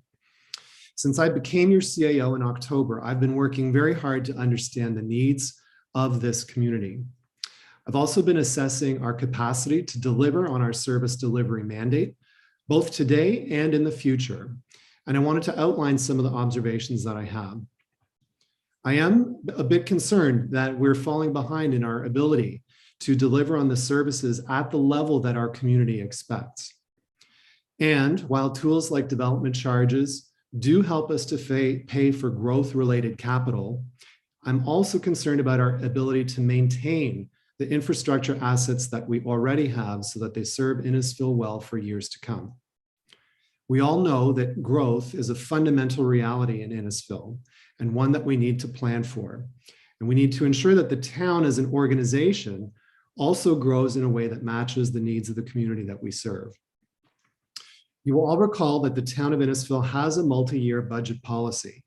And in 2020, in the first year of the pandemic, council directed a 0% tax increase for 2021 and a 1% increase for 2022. Council also directed the suspension of the town's 1% capital levy until 2023. Pages 7 and 8 of tonight's budget staff report do point out that over the past several years, inflation has continued to increase. And that's been even more true for things like construction materials. So what that means is that the town has effectively been cutting its spending, and there have been some real consequences to that. We've had to adjust some service levels downward and defer projects or staffing increases that might otherwise have taken place. Now, let me be clear, I am not questioning the wisdom of council's previous decisions. You made what you thought was the right decision based on the situation in 2020. But I'm here to suggest to you today that as we look ahead to 2022, you are not bound by that past decision. In fact, the town's multi-year budget policy does say that while the intent is to adhere to the multi-year business plans, there is the opportunity to fine-tune them when circumstances warrant. And the policy sets out 4 circumstances where adjustments can be made, including unforeseen changes to economic forecasts that affect costs, service demand or revenue projections, and also council-directed changes. So it's my view that our current circumstances do warrant a reconsideration of our approach, and our policy makes it clear that council has the ability to change course if it wants to. I also think it's worth pointing out that this year, many of our neighbors are considering or have already approved budget increases greater than 1% in their current budget processes. So for example, Simcoe County has approved a 2% increase, City of Barrie 2.94%, Bradford West Gwillimbury 2.98%. It's my job as your CIO to ensure that our team of staff gives you our best advice on important decisions like this one. And it's my advice that council reconsider its previous budget decision for 2022 and instead consider a property tax increase greater than 1%.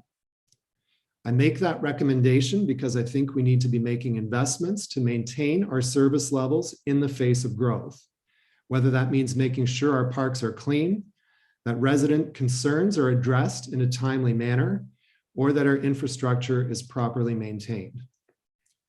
Remember that a 0.5% property increase raises about $440,000 for the town, and a 1% increase raises about twice that much. A 1% increase would represent about $45 to the average residential property tax bill. And let me say it again. We have to respect every penny that our taxpayers give to us. But I also think it's important to note that underinvesting in our community is a slippery slope. And with each year that passes by, it gets harder and harder to catch up. I want to acknowledge that a tremendous amount of work has already been done to prepare a budget that is consistent with council's prior direction to limit our tax increase to 1%. And the budget that is on the table tonight and reflected in the staff report does reflect that direction. What I'm sharing with you now is my personal advice that you reconsider that direction moving forward. So in conclusion, and before the discussion begins, I believe that tonight council has an important decision to make, and we as staff are looking for your direction. We are at a fork in the road. We can stick with the previous decision to adopt a 1% tax increase, or we can choose to do something different. If you want to stick with the previous 1% tax increase, you can approve the budget that you have before you tonight. If you do want to do something different, then we would like to hear from you specifically with your thoughts on what the increase should actually be. Hearing your views on the number would be ideal. As the staff report suggests, there are a few options on how the budget could be changed. So for example, we could allocate any additional resources to the operating budget. We could also resume our capital levy 1 year earlier, and so on. I would also point out that council can choose to adopt the capital budget as presented tonight, which would allow procurements on those planned projects to proceed immediately and defer the approval of the operating budget for further deliberation. If we do go down that second path that I mentioned, we would not be approving the operating budget tonight, and instead we would take your direction and staff would bring back a revised budget in January. Both of these roads are completely valid options, and there are certainly pros and cons for each of them. As I said at the outset, this is a difficult decision before council tonight that will have many consequences through the coming year.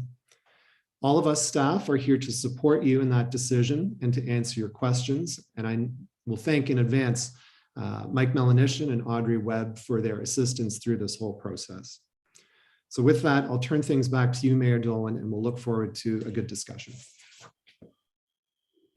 Thank you, Mr. Gershow. I'll now go to the Councillor Orsatti, who pulled the item. Thank you very much, Your Worship. I'm hoping that my mover will be our Deputy Mayor Davidson.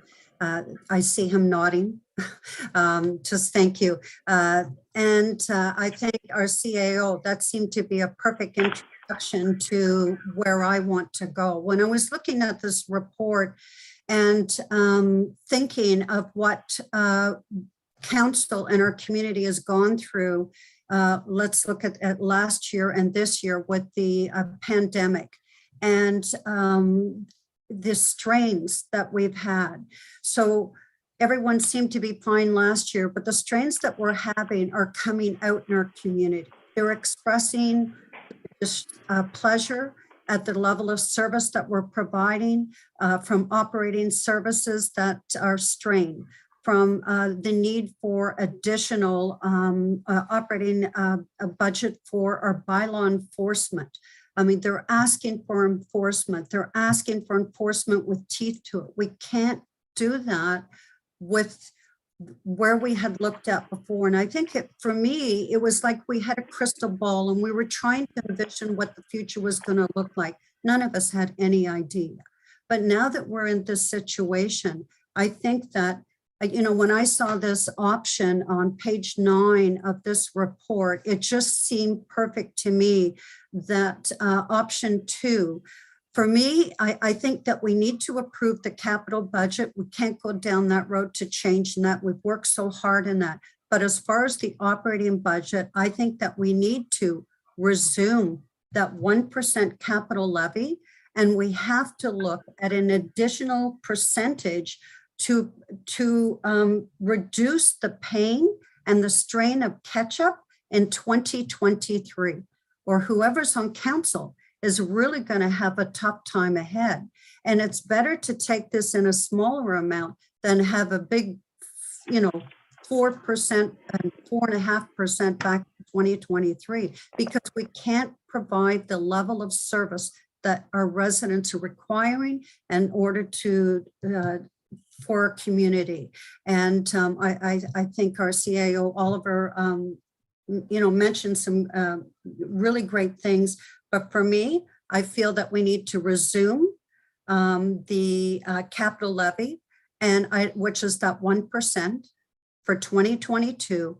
And I think that I would like to give staff an option of looking at increasing an 0.5% and having staff come back in January with recommendations in how they could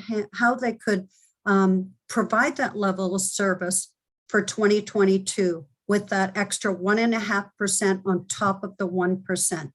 I was going to look at a total of 2, but when you look at Bradford, I was looking at my numbers, so I'm glad that was quoted. I had Bradford at 2.98%, and they, spent a lot of time going over that and decided they couldn't provide the service, and it was necessary. They had a 1.19% base, and they needed that to maintain their operation and staffing needs. And I think we need that as well. And I think that this is the opportunity that, we gave a 0%. We did the best that we can to help our residents, but our residents are going to feel more pain if they get a big bill in 2023. So I'd like to just start that and throw that on the floor for resuming the 1% capital levy, and also looking at a potential additional 0.5%, 0.5 to 1% for what staff can come back and what level of service they can continue to provide for us with the growth, with the challenges, because we don't know what other additional challenges are going to come in 2022.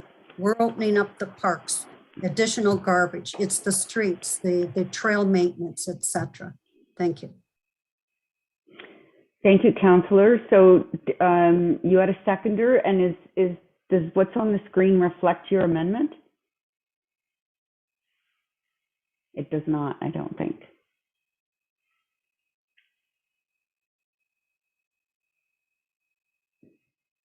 Did you put forward an amendment, Councillor Ossadi? I did give one to clerks. Yep, here we are.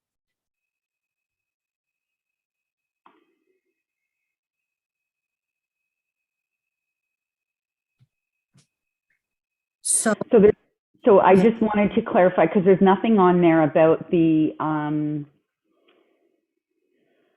1% capital reserve. Yes. So this should resuming the 1% capital levy. Because we need to have, not only do we need to provide those level of services, we need to ensure that we've got some money in reserves for the unexpected of what is going to happen. Okay, so you want to amend that further, is what you're saying. So I guess what I'm trying to get at is, what's your ceiling? What are you saying you want staff to come back with? Because right now this is saying, right now we're at 1, and you're saying it's to come back between 1 and 2. But this would be, sorry, this would be additional. So right now we have 1%. As what council had determined before for 2022. I'm saying resume the 1% capital levy. So that's going to bring it to 2%. But we need to also look at a 0.5% for staff to come back. Do we need an extra 0.5%? So it'd take it to 2.5 in order to provide the level of service that we're going to need and have that money in reserves as well, in our capital reserves. And if staff, and when I'm looking at this report, it states that potentially there would be a delay in the operating budget to January. However, it's not critical, and staff would operate on status quo until that's approved. So, so I'm looking, so just clarification again, the recommended 1% that we did before, resume the 1% capital levy that takes it to 2%, and give staff that extra 0.5% option. So it'd be a total of 2.5%. So 1.5 on top of what we have, to come back in January, whether the level of service that we need to provide can be given at that additional resume of the capital levy, an additional 0.5%. So it'd be a total 2.5%. And because that's not what that says. So if you want to just get that fixed, and I'll look to the seconder to see if he concurs. I concur, and I'd just like to add to Councillor Sali's through you, Your Worship, that just to the public, some of the facts that are out there, County Council actually was considering a 5% tax increase. And I think we came in at 2%, and it was quite a debate. And we know that down the road, it's going to hit the taxpayer down the road, because we're falling behind at the county level from 5%. Also, I'd like to show that in the report, that the rate of inflation alone over the next few, this year, the CPI is 3.10% increase this year, and a 2.6% increase in inflation in the next 2 years. And also with construction, we were looking at a 11% increase alone in construction. So when you look at these hidden inflations that are built into our operations cost and capital levy, we're going to get hit really hard, probably in 3 or 2 years from now, with 4 and 5% increases. So what Councillor Sadi is saying, I think, Councillor Sadi, maybe we should approve the capital budget with the 1% capital levy increase of 1%. Operations, we can say we want to increase it by 0.5%, have it go back to staff to see how they can enhance our level of service. Because I think we all saw how our level of service bit us in the backside this year.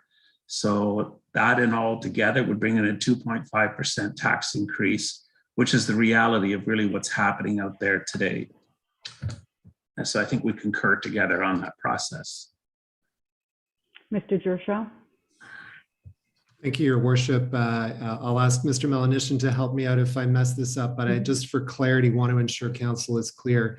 Approval of the capital budget is one thing. Approval of the capital levy is in addition and relates to the operating budget. So the capital budget can be approved independently. Then there's the capital levy. Then there's additional increase if so directed for the operating budget. So as the discussion unfolds, we can ensure that this recommendation reflects the discussion. Secondary, Worship. Go ahead, Deputy. Thank you. Thank you. I think Oliver's, the CEO has hit it right on. We'll approve the capital budget, capital levy, and then the operations. So current budget is, capital budget goes through as is. Then we do the capital levy at 1%, which gives us some backup. And then the 0.5% increase on the operations. That's what we're looking at, I think, Councillor Asadi. Correct. Other comments or questions on this revised, on just the amendment? Or sorry, Mr. Churchill? Thank you, Your Worship. Just for clarity then, to Councillor Asadi and Deputy Mayor Davidson, should the bolded text read, by resuming the 1% capital levy, an additional 0.5%? Right. I mean, we should be clear about what baseline we're talking about, because if the baseline is last year's budget, 1 plus 0.5 is 1.5. And I think that's what I heard Councillor Asadi saying. But thank you. I think you're on mute, Councillor. Sorry, I lost my screen there. What I'm looking at is the 1% that council already approved, add on, resume the capital levy at 1%. So it's bringing us to 2%. And then add an additional 0.5% for the operating, for looking at operating budget. And I was going to say from 0.5% to 1% additional, which would bring it to a total of almost 3%. And staff come back in January with, do we need that? Or could staff then recommend you don't need to take it to the full extra, like 2 plus the 1, you can make do with, 2.5. I'm trying to, because really it's staff, they're going to be able to guide us on this operating and coming back in January and, kind of throw in the last midnight hour of the end of the year. Sorry. if I may, Mayor Dolan, that is the intent. The tricky part here is to confirm exactly what that additional tax increase is actually buying the town. And that is the work staff needs to do, to come back with a budget that articulates that expenditure. So an option would be to phrase that by resuming the 1% levy and an additional increase of up to 1%. Recognizing, and I'm saying this for clarity, that our baseline is a 1% increase as previously approved. Correct. And so that would allow staff to then come back in January with those recommendations. Not that we have to go to this full percent, but you may come back and then say you only need the half or you need 0.8. Thank you. Perfect.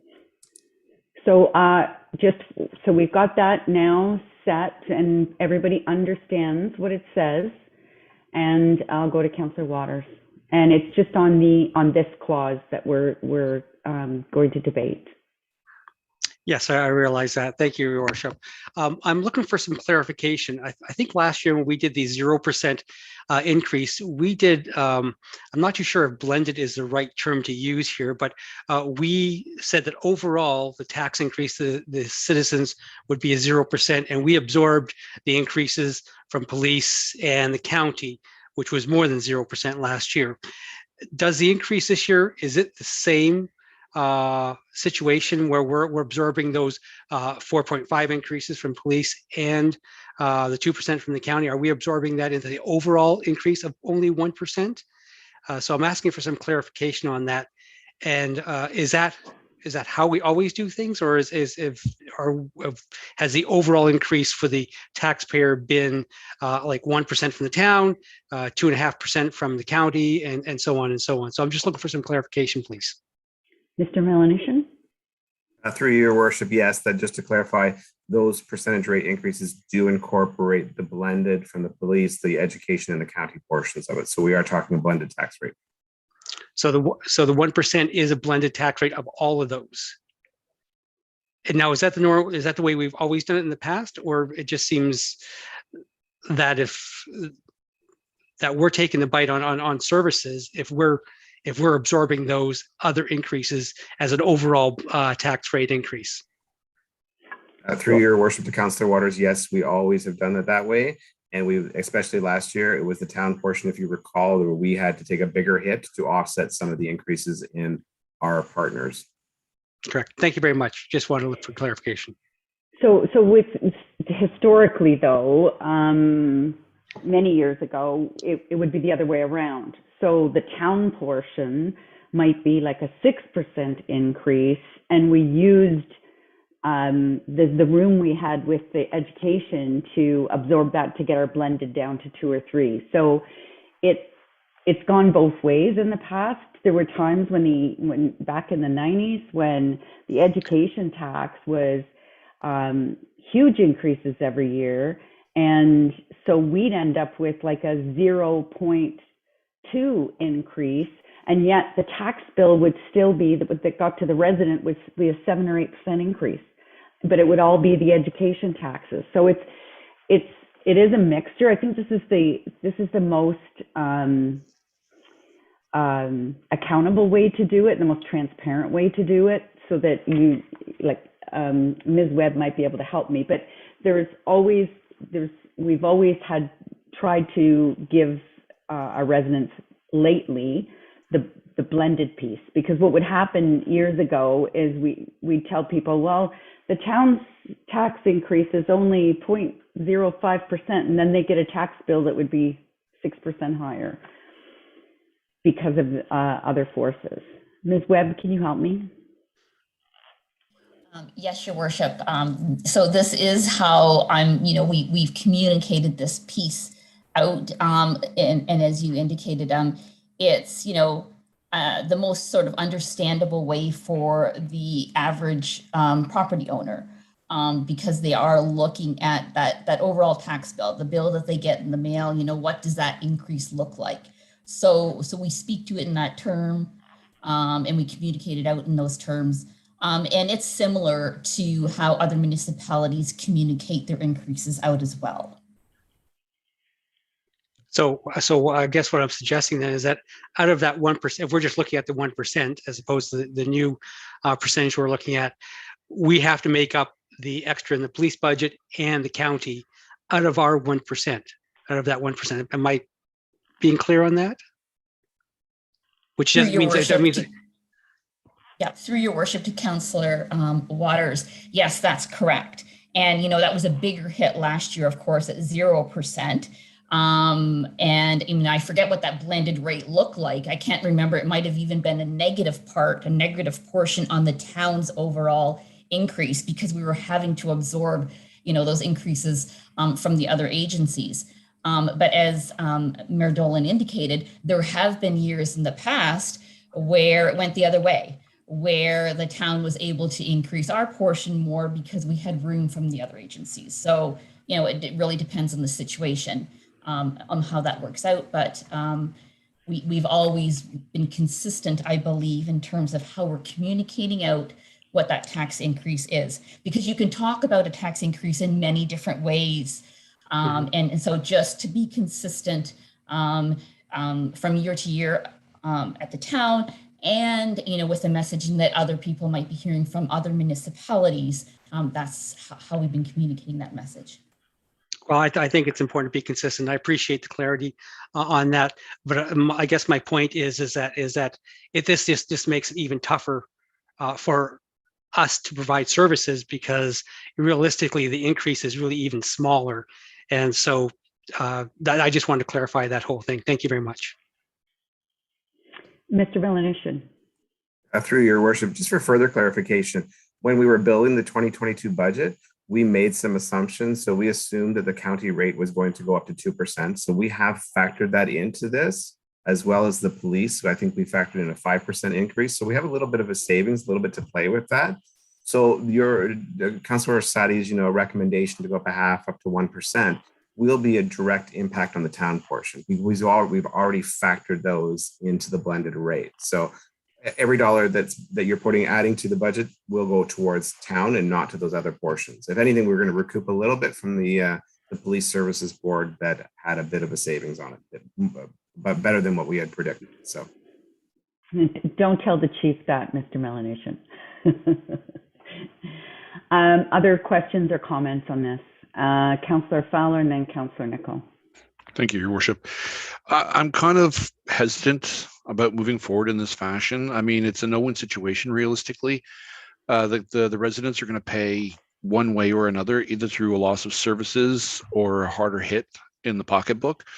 So I'm very cautious about moving forward with any increase, because with what the county is increasing, with what the police budget's increasing, with the education budget's increasing, seems like everybody is putting their hands into the same pocket.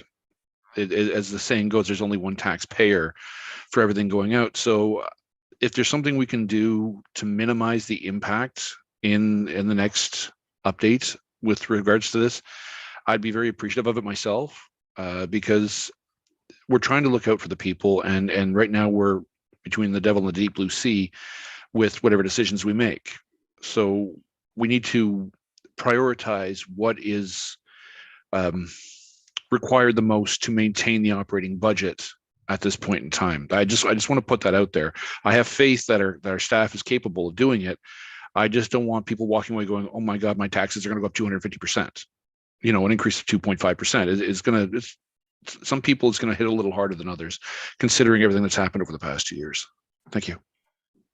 Thank you, Councillor Nicol. Hey, Your Worship, I can appreciate Councillor Asadi and Deputy Mayor's motion here. For me, just on the amendment here, with the uncertainty of the pandemic, we provided a 0% and a 1% direction to staff to provide some stability to the residents for their own budgeting. We all knew they'd be paying afterwards, 2023 and beyond. We all knew that. Perhaps everyone doesn't realize the pandemic itself is not over yet. Just doing quick math, going from an average tax bill going up to $44 up to $111. That will have an impact, as Councillor Fowler said, that will have an impact on families. I would truly like to stick to my word for 2022. We will have to feel the pain next year, but I think we should stick at the 1%. I can appreciate the motion, but I think that we gave the word to our residents, and we should stick to our word, give them the stability for this year. Thank you. Thank you. Councillor Van Berkel and then Deputy Mayor. Thank you, Your Worship. Sitting listening to everybody, and I agree with Councillor Asadi, and I agree with Councillor Fowler and Nichols. But the fact is, we can't keep falling behind. That's what's happening in police departments and fire departments. It's happening all over the place. And if we allow that to happen in the town, all it is a game of catch up sooner or later, whether there's a pandemic or not, somebody's going to have to pay the piper. And yeah, there's only one taxpayer, but I think it's better that if we do it in small steps. And I know that we promised the people 1%, but you know what? Did we know that inflation was going to be 10 or 12%? No, we didn't know that. So, I think we have to put everything into perspective. And I think what we need to do, the recommendation, I think it is a good recommendation. I listened to Mr. Gerchoff, is, let staff work this out and come back to us and tell us what they can do and what they need. Obviously, they're asking. I mean, I listened to the conversation. They're asking for help. They're asking for help because of the number of complaints you had about the boulevards not being done, the parks not being done, no garbage pails. They are asking for help because they carry the brunt of this. We just sit here and make policy, but they have to make it happen. So I think what we need to do is let them come back to us to tell us what they need. And I think that's what this recommendation does. Send it back, and let them come to us. Maybe they can do it for 1%. Maybe they can't. Maybe they need a 0.5%. Maybe they need a 1%. But I can tell you one thing. I've sat on council for a long time, and we've gone through this before. And the mayor knows this full well, that, it catches up. And may not catch up in this council, but it will catch up where you're going to be paying 4 or 5 or more percent. We've lived through times, and the mayor was there, where we put a one-time $2,500 or $25,000 onto our tax bill because we were short. And that's what happens if we don't stay on track with inflation and everything else. So I think we need to think about this very carefully. I agree with everything that was said here. I agree that we have to look after our citizens and that we made a promise, but we didn't know, that inflation was going to be 10%. And we didn't know that the police budget was going to be 4 or 5%. We didn't know that, the county was going up. We didn't know that education was going up. So think about it, guys. I think it's a good recommendation. I'm sorry, Councillor Ices, you had your hand up and I had you on my list and I skipped you. I apologize. And then I'll go to Deputy Mayor Davidson.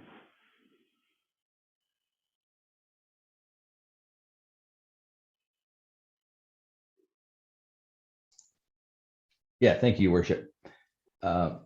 Yeah, I do support the recommendation that Councillor Orsatti is putting forward. I agree with what Councillor Van Berkel is saying as well. I would really like to see if this passes and we get to talk about it again in January. A targeted approach to that extra operating budget.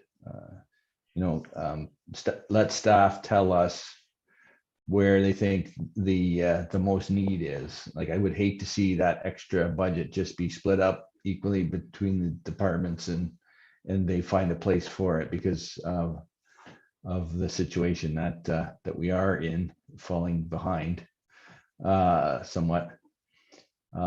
The other question I had was, and I'm not sure if this was discussed earlier, was about this current year. Budgets are just a budget, and we actually have to try to follow them, and our town does a good job of that. I was curious how we're tracking for 2021, if there was going to be a surplus and where that might go. If it isn't a surplus, what would we do with that issue? So perhaps I could get an answer to that question. Thank you. Thank you, Mr. Melanesian. Through your worship to Councillor Ices, very good question. We are very cognizant of the potential surplus that is coming down. We did report that in our Q3. We're estimating it in the $900,000 range that we're going to be able to have a carryover. That is going to be partially eaten up because the growth numbers weren't coming in as we anticipated. So we're expecting, we're roughly expecting, and I don't want to, commit this too much, but in the $500,000 range. And that's where we want to balance, what surplus we could have potentially with any allowable, increase that Councillor Orsatti is suggesting here as well. So we will be very cognizant to your point, to the targeted approach. We are coming up with a targeted approach to a response to how to meet the needs. We identified a few key needs, horticulture, weeds, garbage, bylaw. We understand those are the council priorities at this point in time and the resident priorities. So those will be the target approach we will take. And hopefully we can do it at the most minimal increase, taking into account that surplus.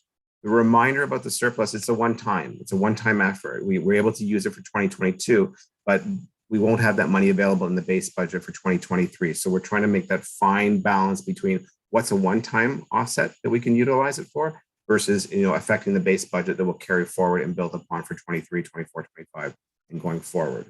Just one other note is we're not anticipating, we haven't budgeted for any COVID relief from the province. We did receive substantial money while we are in a surplus position for 2021. We are not factoring that in. If that comes in, that will be cream on top of it all. So I hope that answers your question, Councillor Ices. Thank you. Thank you, Deputy Mayor Davidson. Thank you, Your Worship. I have to concur with Councillor Van Berkel and the comments of council. I really found it interesting. I think staff will do an amazing job coming back with a limited increase. They will for sure do that. My biggest concern this year was bylaw. I actually talked with bylaw and saw how the way they were pressured from one end of this municipality to another, what they were confronted with. Yes, there was COVID related, but this town is growing and the demands, as was made earlier with by the police chief, the demographics of the municipality is changing and people want more. So I think they'll understand that.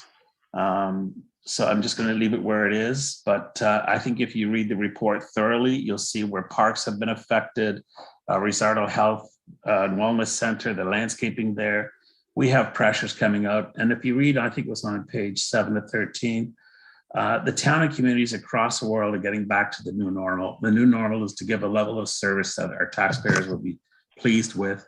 It will take the pressure off our staff at the time, to be policing, fire, or bylaw. I'll leave it at that. Thank you. Thank you. Other comments? Councillor Fowler and Councillor Nicholl. Thank you, Worship. Mr. Mullishin, you mentioned the potential COVID relief.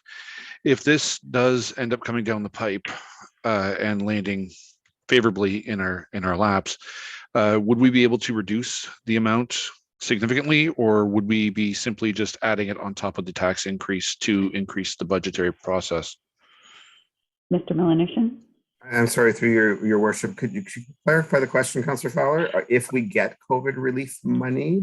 You were mentioning before that there may be some from the province or the federal level, there might be some COVID relief coming down. I understand through your worship to Councillor Fowler. We are not expecting any more money coming through. Should it come through, that will be, we'll be able to use that and redeploy that money on the fly, depending on what it's used for, depending on this year was indicative, 2021 was indicative of how we were reserved in our spending because we didn't know what COVID was going to bring us. And so I think it's a dynamic and complex situation. Any COVID relief would probably put aside should we encounter, 4th, 5th, 6th, 7th waves of whatever going forward. If we get the money, we will put it into extra operating to address other operating issues that were missed or that we can supplement to increase our service level. So it'll be used for service level redeployment, increasing service levels, for sure. If I may, Your Worship, is there the potential then to put it aside to either maintain or reduce any further tax increases that would negatively impact the residents in the future? Exactly. Through your worship to Councillor Fowler, yes, any money left over would be, moved over into tax rate stabilization reserves and that we can be used, but we primarily have to use that. Depends on how the province structures it. They've also said that it's specific for COVID related incidents. And this year they allowed us to carry it forward into 2020, 2021, 22, should we have any leftovers. For it is very specific. We have always been able to find uses where COVID has hit us, whether it's lost revenues on our rec centers or ice rinks and things like that. So I am confident if we get more money, we have been hit in many ways that we haven't been able to offset significantly that we could use for COVID related expenses. But it does free up, it will free up sometimes, some of our operating money. So yes, we will have some excess that we will redeploy elsewhere where the need arises.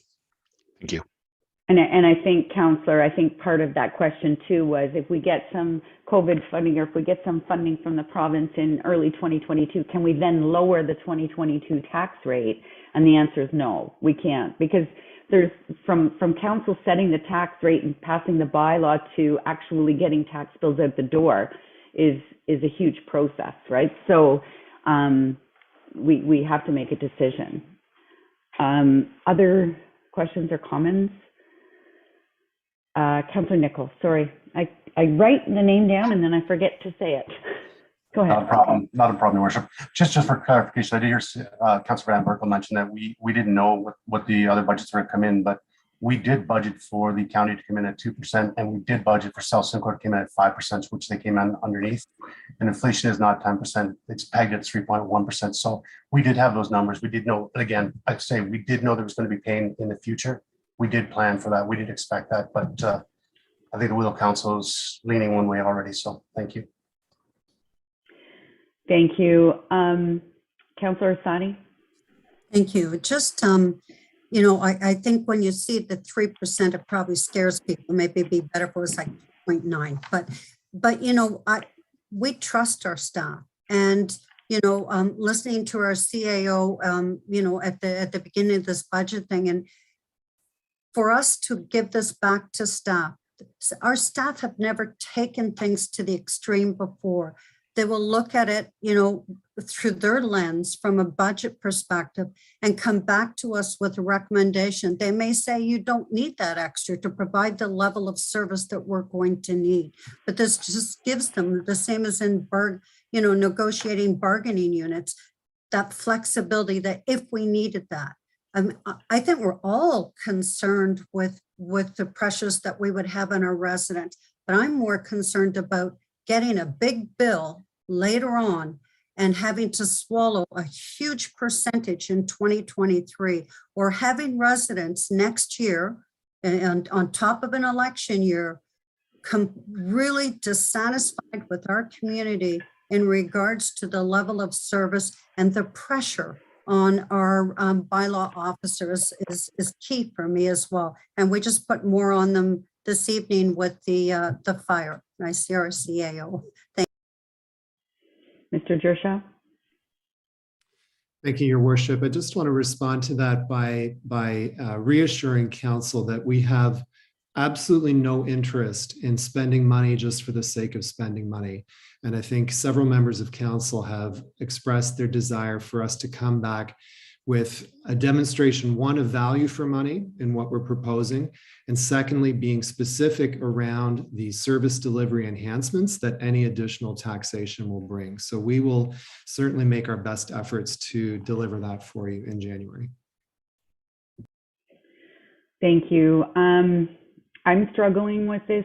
I think that I believe it's a little bit reactionary. In June 2020, we had our eyes wide open, and we decided to go 0 and 1 and to curtail the capital levy for 2 years. And I'm struggling now because I get what our neighbors decided to do, but our neighbors didn't make that commitment to their residents. They didn't make a commitment what their 2022 tax bill was going to be in 2020, and we did.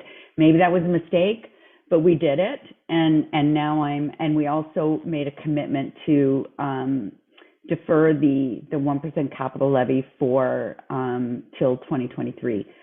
And I'm also a little bit concerned that that the vocal minority is driving the budget too much.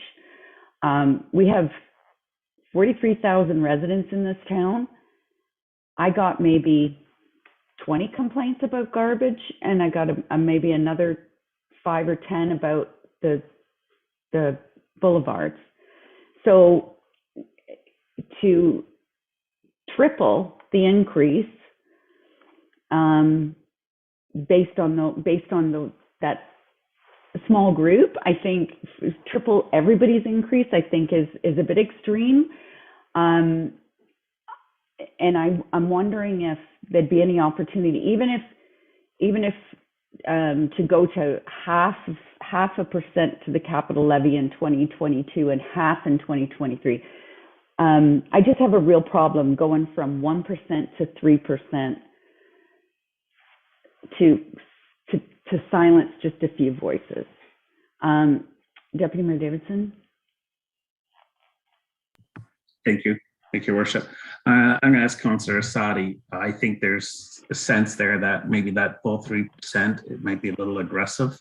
If I would say keep the 1% capital levy, and let's just look at a 0.5% to operating budget, that's 2.5.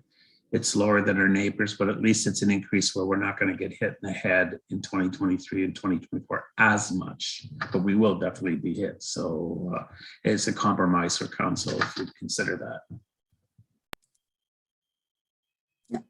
I'm willing to look at compromise because I think this is something that we need to look for our community, and so Your Worship, I think you were recommending a 0.5, like 0.5% in the capital levy resume. Was that what you were recommending? I'm not recommending anything, Okay. Councillor. I'm just trying to find a way forward, or we can vote. It's going to come back anyway, and if staff come back and said, we want to spend we want it to go up 1% and we're going to spend that painting the fire hydrants purple, then, you know, we have the option at that point to say no. But I just think I think a 3% ceiling is high, especially when we made a commitment. I can tell you, I know one particular taxpayer, I don't know if he is watching, but for 6 months, he's been saying to me, so I'm only going to get an $80 increase in my tax bill next year. So, you know, a lakeshore property pays high taxes, 1% was $80. And so that $80 times 3 is a big impact. I think it's the operating budget. You know, of course, I think it's important to have the money in our capital reserves for the future. But so we can vote on this and we'll see where it goes, unless there's any more comments. See, oh, Deputy Mayor. Okay, through you, Your Worship. Councillor Sadi, would you be prepared, rather than have this fail and we don't get reserves, sort of get going again, and we run into trouble next year where we'll all get beaten up, would you mind adjusting it to a 1% operating budget increase, a 0.5%? So that would give us a 2.5% increase overall. It's a start in the right direction. It's not perfect, but I think it's a start. so just clarification, I see our CAO maybe can help us out there. Thank you. Mr. Jershaw. Thank you, Your Worship. Just wanted to offer that an option would be to lower the capital levy. I mean, if council's goal is to really look at day-to-day service enhancements, then I would recommend focusing the increase on the operating budget. So if we're trying to bring down the 3, an additional option would be 0.5 on the capital levy instead of 1. Okay, thank you. Sadi, are you okay with? I'm good with that. Yep. Asking the mover and the seconder if they're in favor of that. I am in favor of that. Okay. Any other questions or comments? Mr. Jershaw. And sorry, to clerks, I think we've amended the wrong number there. Yep. It should be resuming, well, I guess it's not resuming if it's 0.5, but I would suggest by implementing a 0.5 capital levy.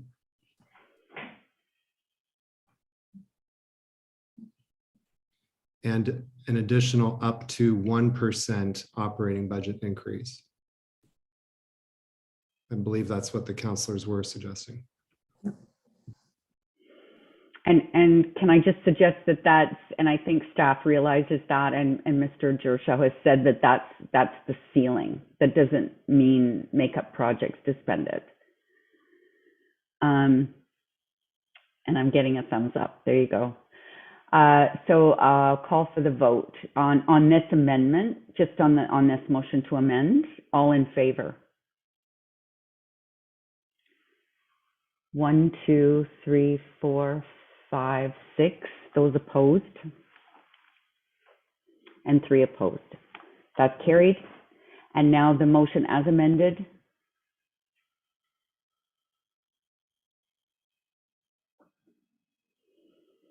So this is where we get the information in about approving the capital budget.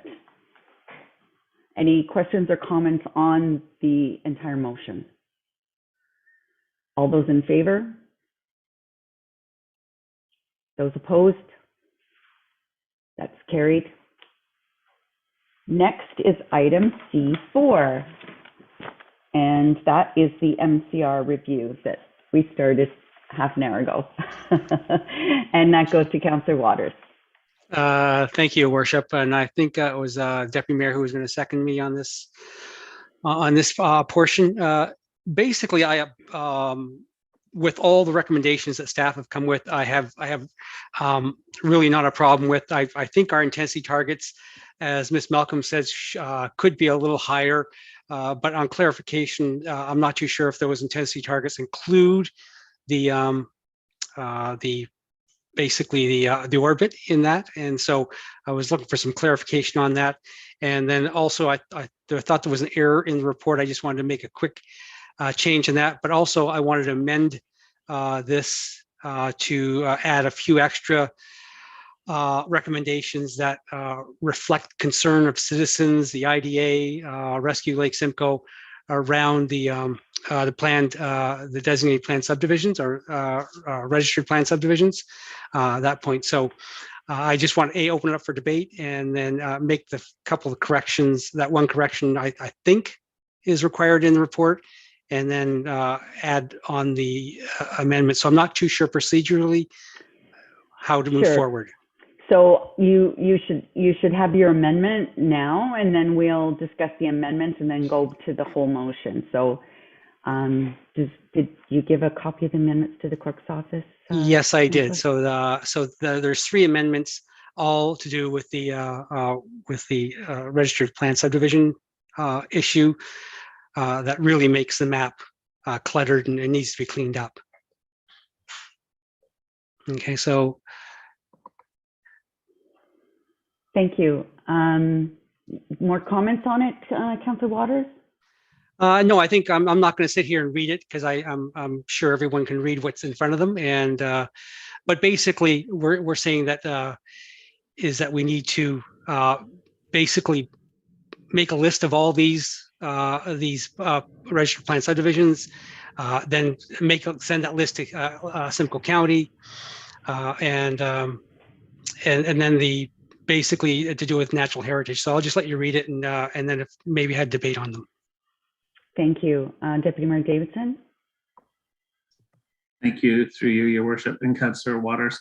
I think we've had some good discussion, you and I, on concerns with residents and Claire Malcolmson. And I do really have concerns about some of the previous settlement areas and how they may be impacting our forest growth in the area. This is a real concern. What's happening here, I think we as a town have so many things coming at us from the province and through the county. It's sort of like 3 highways coming together with no road out. So let's see what this motion to amend, see how it goes. But I think it really is in the interest of keeping Innisfil unique. I think yourself has said, we don't want to be Vaughan or Markham or Mississauga. So let's seriously take a look at this and let's go slowly. Thank you. Thank you. Other comments? I wonder if Ms. Nordstrom would like to just comment on this. Thank you. Yep, thank you, through Your Worship, to the comments that are being discussed tonight. Yeah, we agree that there are a lot of refinements being proposed, and that is why we have assembled a team, including RJ Burnside and SGL, to assist in going through and identifying all of the proposed refinements and what is in the best interest for the town in terms of providing comments back to the county in advance of the January 14th deadline. So we are working closely with RJ Burnside and SGL in terms of identifying what those comments should look like back to the county. And part of that does certainly include looking at those registered plans of subdivisions and which ones went through a modern planning process that would include, draft plan and public meetings and conditions, and which ones were created through sort of historical means and didn't go through that same robust process. So that is what is part of what we want to be able to report back to you in January in order to give the county sort of the best informed comments back on what is being proposed. Great, thank you for that. And I saw another hand, Councillor Fowler. Thank you, Your Worship. I like what I'm reading here. I'm very much in support of it. There is one point on number 7 that I'd like to clarify, if possible. I'd like to get some clarification, actually. To ensure environmental protection in areas of outdated plans of subdivisions. Outdated is a very generic term. If someone wishes to go to the province could lean either way regarding the matter if we take it that far. So if we can have a harder number on the idea of outdated, are we talking 8 years, 10 years? At which point, when, for example, the Lake Simcoe Protection Plan came into effect, or something sooner, I'd like something a little more concrete that gives a little more teeth to it. So when we go and say, this is what we want, this is why, because at this particular point, for example, at this particular year, we start implementing environmental protection, so that from that point forward, we can then, it gives us a boundary to work of and gives us a stronger case to defend the wetlands that we currently have. Ms. Nordstrom? Yep, thank you through you, Your Worship, to Councillor Fowler's question. In terms of what that sort of magical, like what that sort of defined year might be, again, it goes back to that, what went through sort of a modern planning process and what was created through sort of working through an old title document back in the 1920s or the 1940s. So we don't know what that date would be, and that's why looking at each individual gathering when these historical subdivisions were registered, and then being able to come back in January and saying these are the sort of years from which that we should be looking when we go to do. So following the recommended refinements to the NHS, then there's the town's local official plan update that implements the county's refined mapping. Through that process, then we have that opportunity at that time as well to look at those. But yeah, that's part of what we're looking at right now in terms of obtaining all of the years within which these parcels were created, and looking to whether these parcels are under separate ownerships or under one ownerships also plays into a consideration that we would like to be able to come back with a comment to you in January. Thank you, Councillor Ices. Thank you, Your Worship. Question for Ms. Nordstrom with regards to that point 7. When you are compiling this list, will you be in contact with the owner of these properties to let them know that, hey, we're thinking of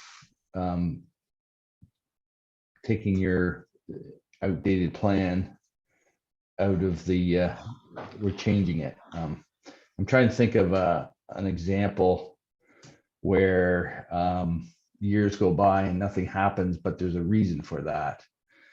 My example would be a farm has a lot severed off it, but it's there for the future for succession planning, so nothing's done on it. Like, are we throwing, are we getting too broad and not allowing the specifics of each situation to be considered? I guess that's my concern. So I'll let you answer that. Ms. Nordstrom? Yep, thank you through Your Worship. Yes, Councillor Ices, all like sort of no lot creation or no subdivision are created the same or through the same process, and that's what we're going through and looking at. Any sort of historical farm severances, I think, are largely outside of this discussion. And in terms of reaching out to individual property owners, these properties are already identified within that provincial natural heritage system overlay. So any refinements in or out of that provincial natural heritage system wouldn't entail individual notification of the landowners, but we certainly have tried to reach out to residents and through our Get Involved and through our public workshop to make sure that everybody's aware, as has the county, that these refinements are being proposed through this process. Thank you. Other questions? Councillor Waters, did I see your hand? I did, but Ms. Nordstrom answered the question better than I could. Thank you. Thank you. Councillor Nicol? Your Worship, just for clarification from staff, in some of the emails that have gone back and forth over actually many years, I read somewhere that registered plans of subdivision are essentially water under the bridge that were approved under the rule of the day. But they would still all have to go through the process of updated planning and engineering and environmental reports, and may require a redesign to protect the natural and environmental features. Is that not correct? Your Worship, to Councillor Nichols' question. So a lot of these properties, in order to sort of pull apart, if they haven't been developed, would need to pull a permit, and they would need to satisfy whatever each property is, just in terms of the work that we've done to date. It would depend on their zoning. It would depend on what designations in place, and as well as the Lake Simcoe Protection Plan. So there are multiple levels of policies and regulations and permits that would be required in order to develop any of these lots. And that, I think, is part of the basis within which the county has said this is an approach that they're proposing countywide, that these properties have already been created, and they've been created through the process of the day. And there remains policy protections and regulations and permitting processes in place to ensure that features on these lands continue to be protected. And that's what we're looking at for each of the areas identified in the proposed refinement. In terms of whether or not these subdivisions can be, it's to point number 8 on the motion by Councillor Waters, is this idea of deeming the subdivisions. So there is a process out there under the Planning Act that allows properties to be merged and to essentially have the division that created them lifted, and then those lots are merged. The difficulty becomes when those lots have been are under different ownerships. So there's some legal issues to consider in terms of what opportunities there can be to deeming the subdivisions. But certainly in terms of reporting back in January, there are opportunities for us to provide to you and through you to the county what through this refinement exercise should actually not be refined out or should be refined out based on the processes that were looked at, or the policy framework that was looked at that created those lots in the first place. Questions? Councillor Waters. Thank you, Worship. I think that there was a blanket layer removed in terms of natural heritage systems across many properties, especially these ones that we're talking about. And so all we're asking is for staff to go back and look at these and basically decide, whether they're appropriate or not to be removed. So, they're going to come back with and review all these appropriately, because, just a blanket removal without any consideration is ludicrous as far as I'm concerned. And so we should, so residents were concerned because they didn't think we were looking into it. This just assures them that we are asking staff to look at these and make the appropriate decision based on what they see and their experience. Thank you. Other questions or comments? So just to say that these are comments we're going to be making to the county, but this is a county process, right? So this is between the county and the province, and then we will conform to whatever the county does. And if you could, Ms. Nordstrom, when it comes back, there seems to be some misconception like that if there's no heritage, natural heritage mapping, that, there's going to be a 40-story apartment building built on the property the next year.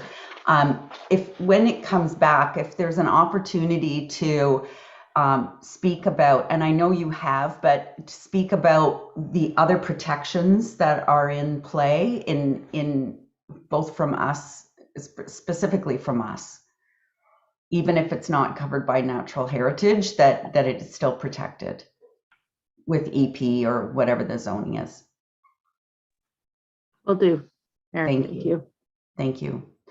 So any other questions or comments on the motion to amend? All in favor of the motion to amend? Thank you. And now we'll go to the motion as amended. Any other comments on the process? All those in favor? And that's carried. Thank you very much. And I'm going to ask if we could just do, it's 9:27. So can we have a 10-minute health break and come back at 9:40? Thank you. Thanks, everyone.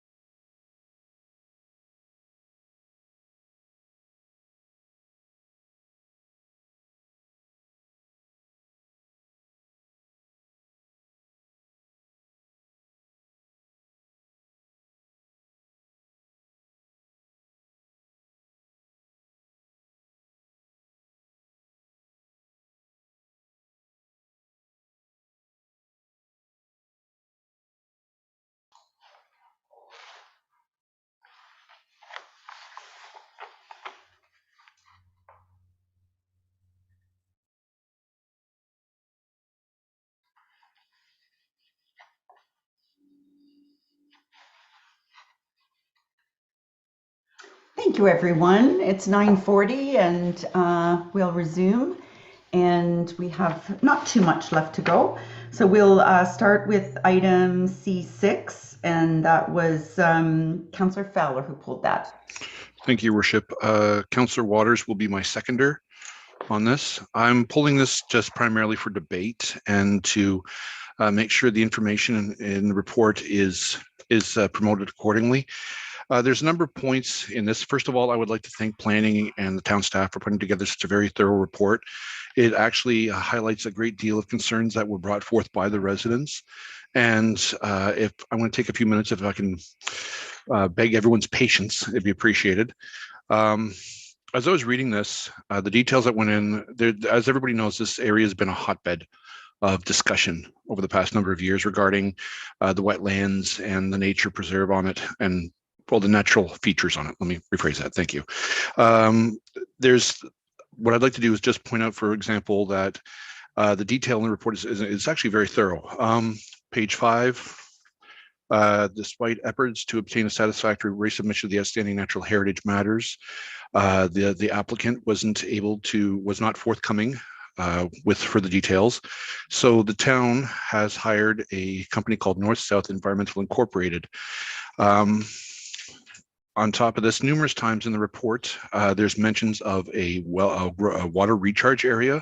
And as the majority of residents around that area have wells, it is something worth noting, and it's over a highly vulnerable aquifer. This is verifiable, not from town staff, at the town staff level. This is from the county GIS map, which is accessible to every resident in Simcoe County and beyond. It's something that they can look up and see the topographical formations over.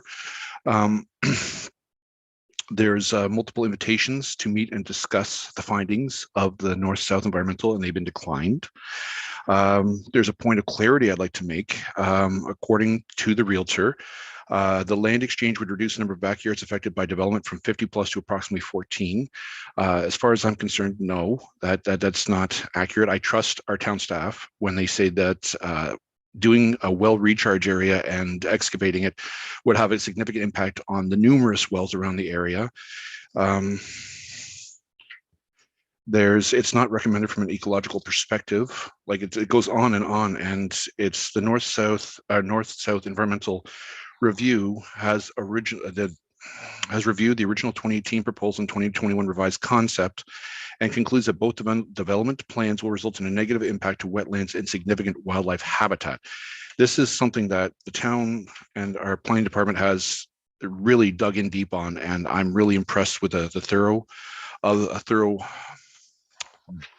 the depth of the work they've done on this. And I just want this, when it comes forth again, because what we're getting now is a situation where this land swap will be coming to us in the future, and it's going to not just affect one small section of land with 14 residents. We're talking a greater section of my ward. So I just want people to be aware, if anyone has an opportunity, please kindly look at the report, read the report, go in depth, see all the documentation, everything that backs it up. It's worth taking a note of. Thank you. Thank you, Councillor. Councillor Waters. Thank you, Worship. I think I learned a few things during this report that North-South did, and I think this should have been the first thing that we did, as opposed to it coming to us as that we should accept a land swap. I think this is what we should have done to begin with, to take a look at a really strong evaluation of the reports that had been done, and then verifying them with a visit and also through all the reports. So I think that's what we should have done to begin with. I think the one thing I mostly learned about this is that the property, we were all concerned about the property, the wetland property that the developer had, when in fact, in some ways, the land we were giving up that we were going to allow to be bulldozed as part of the development had a higher significant value in terms of environmental significance than in some of the cases of the woodlands on the developer's property. So, it's one thing I didn't even realize. I just saw it was a plot of land, and nice to know that it has significant wildlife value. and this report pointed that out. So I'm glad that that we've been asked to refuse the swap, and now the developer is going to have to come back and look at all the constraints that the Conservation Authority has mentioned and that we have mentioned, to sit down and see what he can do on that piece of property while protecting the natural heritage value of that and the significant environmental issues, the wetlands, the streams that are all there, and that, you know, I know we keep on hearing that no wetland exists because there's no water. Wetlands are not defined by whether there's water or not. There can be water part of the year and not part of the year. It's the plants and the soils that dictate, yes, there is a wetland there. And I think that's what we found out, that there are 2 small wetlands there that need to be looked at. So I just want to say that I'm pleased with the fact that we went through, got an outside consultant to review all the studies and give us clarity on terms of what we did was right in turning, asking the swap to be deferred, and now being asked to reject a swap. So just a few comments. Thank you. Thank you. Any other comments or questions? Seeing none, all in favor of the recommendation? Opposed? That's carried. Next is item C8. Councillor Nicol, do you have a seconder? Sorry, Your Worship, I didn't have a seconder, but I think I can find Councillor Assafi. Thank you so much. Thank you. I just had a few questions, if I could, on this one, or did you want to ask any questions, Councillor Nicol? You moved it for me. Thank you. Not a problem. Just to get it on the table for you. Again, I had more of a concern with the Guildford Road option, and I think I'm really looking forward to see what the traffic calming initiative will do. I think the narrow lanes is going to definitely make a difference here, and obviously for the Guildford community. You know, we last meeting we provided a pedestrian access on Shore Acres, and now to provide better access on Guildford Road, it's just much better. So I have no issues whatsoever, but I think you may have some questions or comments on the 5th line. Thank you. I do. Thank you. Ms. Duncan, if I'm just trying to, I'm going by, I'm seeing the pictures, but if I'm not mistaken, this is a dirt road or a gravel road to a certain part, and then it goes into a paved portion right near the, and then it gets really, really rough at that paved portion, if I recall properly. And I guess my concern is option 1 says we can't do anything for 2.5 years, and I don't think that this road has 2.5 years left in it. Okay, so thank you, Your Worship. So you mean, so the paved section, you mean, is that the section closer to the 400? I thought it was close. Yeah, I think it is. Yeah. Okay, so there is a section. So this portion that we are speaking about is between 10th Side Road and the 400. So you're correct that it is gravel. And then it does turn as it's coming up that hill. I think the second picture shows there's guide rail, and then there's a spot that looks wet. That is actually surface treatment. We met with operations actually this afternoon, and they're aware that we're bringing this to council, that, you know, there would be a possibility that we may not be able to reconstruct or to do the work for another few years. And they had said that they were, in the spring, they were going to turn that section back to gravel and maintain it that way until we were able to construct. Thank you. With the average daily traffic count, and I know that it will get more, but there's I think it was 29 in the report, and it just seems like a lot of money, and I am concerned about leaving it that long. I do get complaints on this road quite frequently, just because it's not set up well or something. It does tend to pothole. So how much difference, what is the difference between option 3, which is just pave it, and I see 1.3 million, and 2.5 million for the option 1, which is to redesign it? So, and that is an option. Option 3 is is a possibility. That was, the only thing is that doesn't meet any type of engineering standard. As you drive that road, there's hills and dips that are substandard. And then to pave it, people get a sense that, it's paved and they will drive faster. They get a sense of comfort that, and maybe a false sense of reassurance that the road is safe to drive at an 80. We do have an option for option 3 where, if council decided that they wanted to go with option 3, that we would lower the speed limit to be to correspond with the existing configuration of the road. The only problem with that is I think it's unrealistic to assume that traffic will go 50 kilometers an hour on that portion of road. And then we may have bylaw issues like, enforcement issues, not bylaw, with people speeding, just giving that false sense of security, will that also open us up to any legal issues if anyone were to, go over the speed limit or to, have an accident. And I guess my last comment is, did we have any, there's not that many homes on that road. No.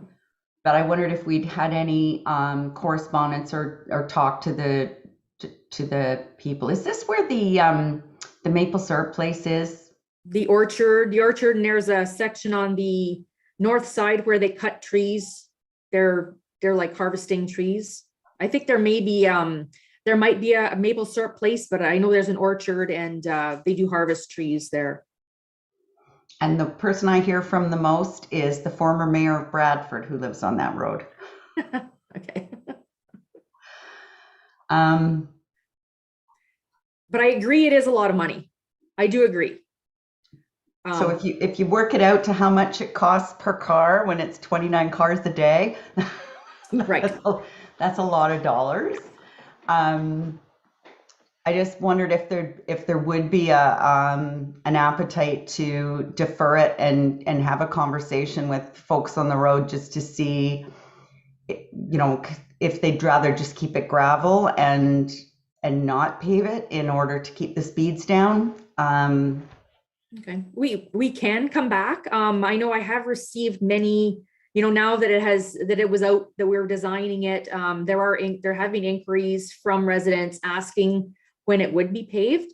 But we can come back to council. We can defer this section and we can report back if you prefer. I just wondered if you told them it could be not as nice a road, but done in 2022 versus a perfect road done 3 years from now, what they might say. Right, yes. And we have not had that discussion because we wanted to bring this to council first. So we have not had that discussion yet with the residents, but we could. Oh, okay, any other comments or questions? Councillor Nicol? Your Worship, if there's an opportunity to divide the question, that way line 5 could get the road could continue on, that would be beneficial, I think, now that I've moved this. I hear you, Councillor Nicol. I do want to stand in the way of your Guildford Road option 1. Councillor Asadi? Thank you, Worship. I just want to make some comments on the Guildford Road option 1. I like the option 1 with a narrower laneway for the traffic and the paved shoulder with a line for the bike lane, because I feel that this one protects a cyclist instead of merging them in one big lane where you've got a wider area. The only thing from my experience in Ward 3, what I've encountered, when you just have a straight line and a little paved shoulder for that cyclist to be on, you're going to have traffic go in there. And if there's any opportunity for someone needing to park, they're going to park there. What works better is to have some of those chevrons or lines just painted in that area. Cyclists can still go in there. Someone with an electric bike or scooter will travel safely, but it will prevent a motorist from thinking, oh, I can go in there or park there. And that's from the experience of the pain of learning that in Ward 3. So Councillor Nicol, maybe something that, you know, I'm trying to save you a lot of pain in future, you may want to consider. Councillor Nicol? Thank you, Worship. Maybe I was a bit naive, but looking at the report, they do show the chevrons and the bicycle pictures. So I was anticipating that they would be there as well to help promote that. So hopefully that was part of it. Oh, and that, I'm sorry, Councillor Nicol, that was to show what a Sharrow is. And so the Sharrow is with the bicycles sharing the lane with the vehicles. Thank you for the clarification. I missed that then. Thank you, Councillor Orsatti. Thank you. So could I ask somebody to, we'll split the motion then and vote on item 2. Councillor Nicol? Your Worship, perhaps just a friendly amendment that we divide the question and that Council refer item 3 back to staff for further consideration or something along that lines. Thank you. And is the seconder okay with that? Yep. Thank you.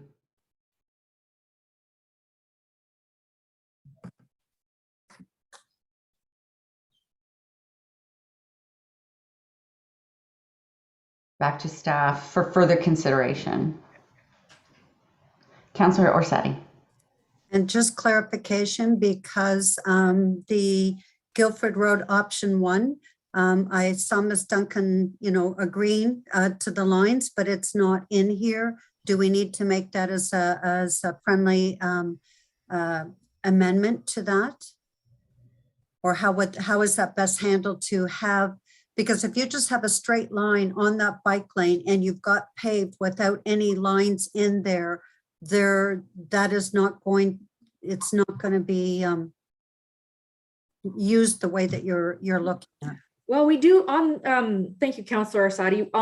The other section of Guildford Road from Yonge Street to 20th was constructed in 2019, and it has that exact same 1.5, or I think it's a 1 or 1.5 meter paved shoulder.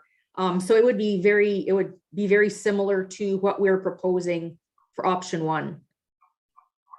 Oh, sorry, just follow up, Ms. Duncan. Is the motorist lane then at the same reduced 3 meters? No, it's not. I think it's 3.5 there.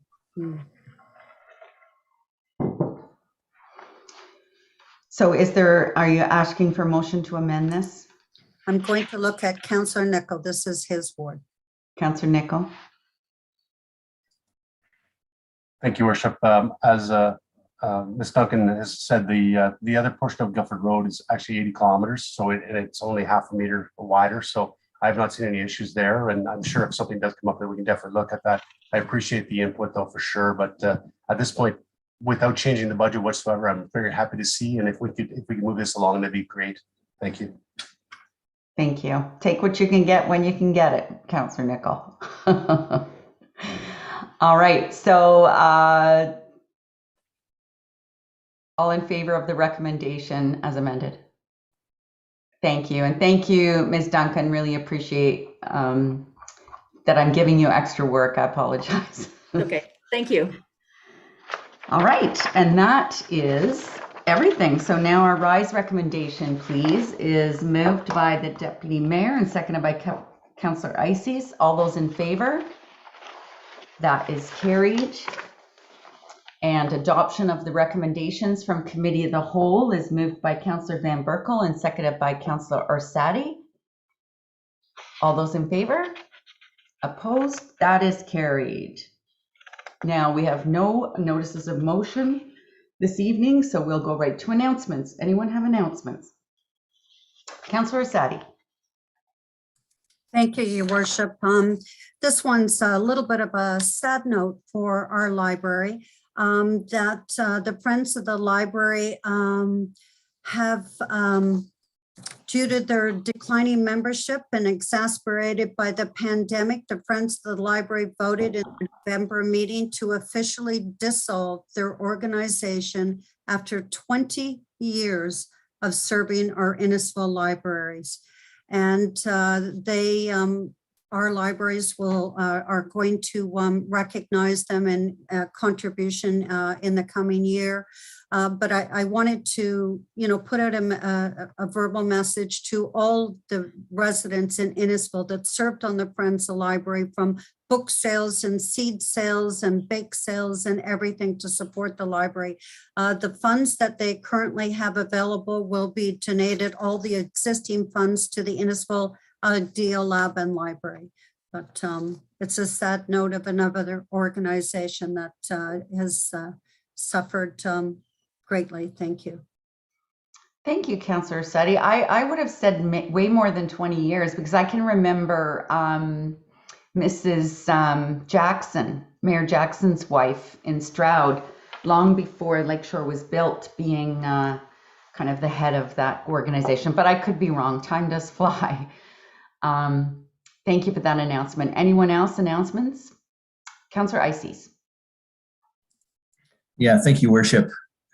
I just like to congratulate a farmer in Innisfil. The farm equipment manufacturer Kubota every year has a award to recognize women in agriculture. And the area for South Simcoe, our Kubota Woman Farmer of the Year is Lisa Peterson, Innisfil's very own. So I wanted to share that with everybody and congratulate Lisa on getting that award. It's wonderful. Thank you, Councillor. Other announcements? I sent them a letter, but I just wanted to give another shout out to ICE Corp and to all of the councillors that froze to death on that float. And also the Cookstown and District Chamber of Commerce for their light up as well. Great job during difficult times. I think from the time that they started organizing it till the time it actually happened, there was about 4 different changes in protocols and procedures and having to pivot on a dime. So a big shout out. Also just a note that the Toy Mountain, the South Simcoe Police gathering toys for Toy Mountain will be at Sobeys from 10 until 5 on Saturday. And we'll be lighting the Hope Tree on December the 14th at Innisfil Beach Park. Also, I wanted to say that last night I joined a group in Bruce and Grey County called Elect Her Now. And it was a group trying to encourage more diversity and more gender equity on councils. And it was billed as Ask Her Anything. And it was an hour and a half long. And I thought, how on earth am I going to fill an hour and a half? And it went like that. And it was lots of fun. And I really appreciated them having me. And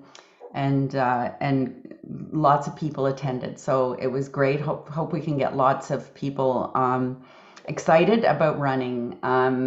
Also, AMO is doing another campaign called We All Win. We all win when the most transparent and accountable level of government looks like their community. So again, about equity and diversion and inclusion. So that was wonderful.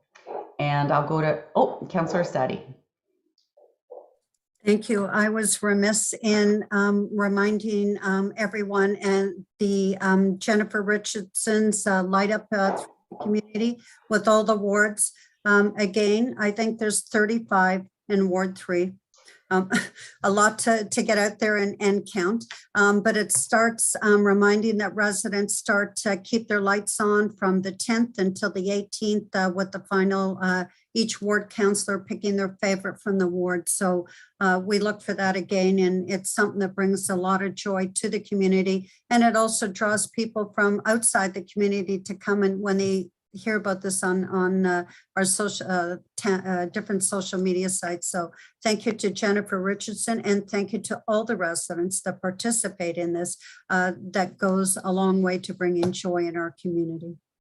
Oh, thank you for that, Councillor Orsatti. Absolutely. It's nice to have a bit more time this year, to a few more nights to do it. And you're absolutely right. When the Halloween decorating contest was on and Councillor Fowler and I were at the library, a car full of people from Vaughan had come to find out where all these houses were. So it's great for our community. And Oliver, did you have anything, or CAO Jershaw, did you have anything for the good of the corporation? Thank you, Your Worship. Since it is the last council meeting of the year, I just wanted to take the opportunity on behalf of all staff at the town to thank each member of council for all the work that you've done this year. I think it's been a crazy year, one might say, a long year, but I think it is really impressive the work that you have done as a council. And I know I can speak on behalf of all staff in saying that we really appreciate the diligence with which you receive the information and the studies and the recommendations that we put forward. We appreciate your engagement, and we especially appreciate your words of support. We really do try our best to support you in your deliberations. And so just want to thank you for all of your work over the past year. Thank you so much for that. And any staff that are here, if you wanted to turn your camera on, no pressure, but if you want to turn your camera on behalf of all of council, right back at you. We couldn't do what we do without all of you, and I wish you a wonderful holiday season, a very Merry Christmas, happy holidays, and most importantly, a little bit of downtime, family time, rest time. It has been a difficult year for everybody, and you guys have just shone through the whole year, and we appreciate it so much. You make us look good, and that's not easy sometimes. But we do appreciate you all so much, and thank you for that. And our next council meeting is not until January the 12th, so no agendas. I can see the deputy clerk jumping up and down with glee, not to have a Wednesday night panic for a few weeks. So enjoy some downtime, enjoy your families, and get some rest, because 2022 is going to probably be right up there with 2021. Thanks, everybody. And with that, we'll go ahead, Mr. Kane, or were you waving? That was a wave, not a vote. Okay. So we'll go to the confirming bylaw then, and ask for Councillor Waters and Councillor Fowler to move and second our confirming bylaw. And all in favor of that? Thank you very much. And finally, our adjournment is moved by Councillor Payne and not Councillor Payne, sorry, Councillor Nicol and Deputy Mayor Davidson. I'm here. Oh, sorry, Councillor Payne. I just got lost in the shuffle, but I'm here. Okay. So all in favor of adjournment? That is carried. Thank you, council, very much. Thanks for a great year. And good night. Good night, everybody. Good night.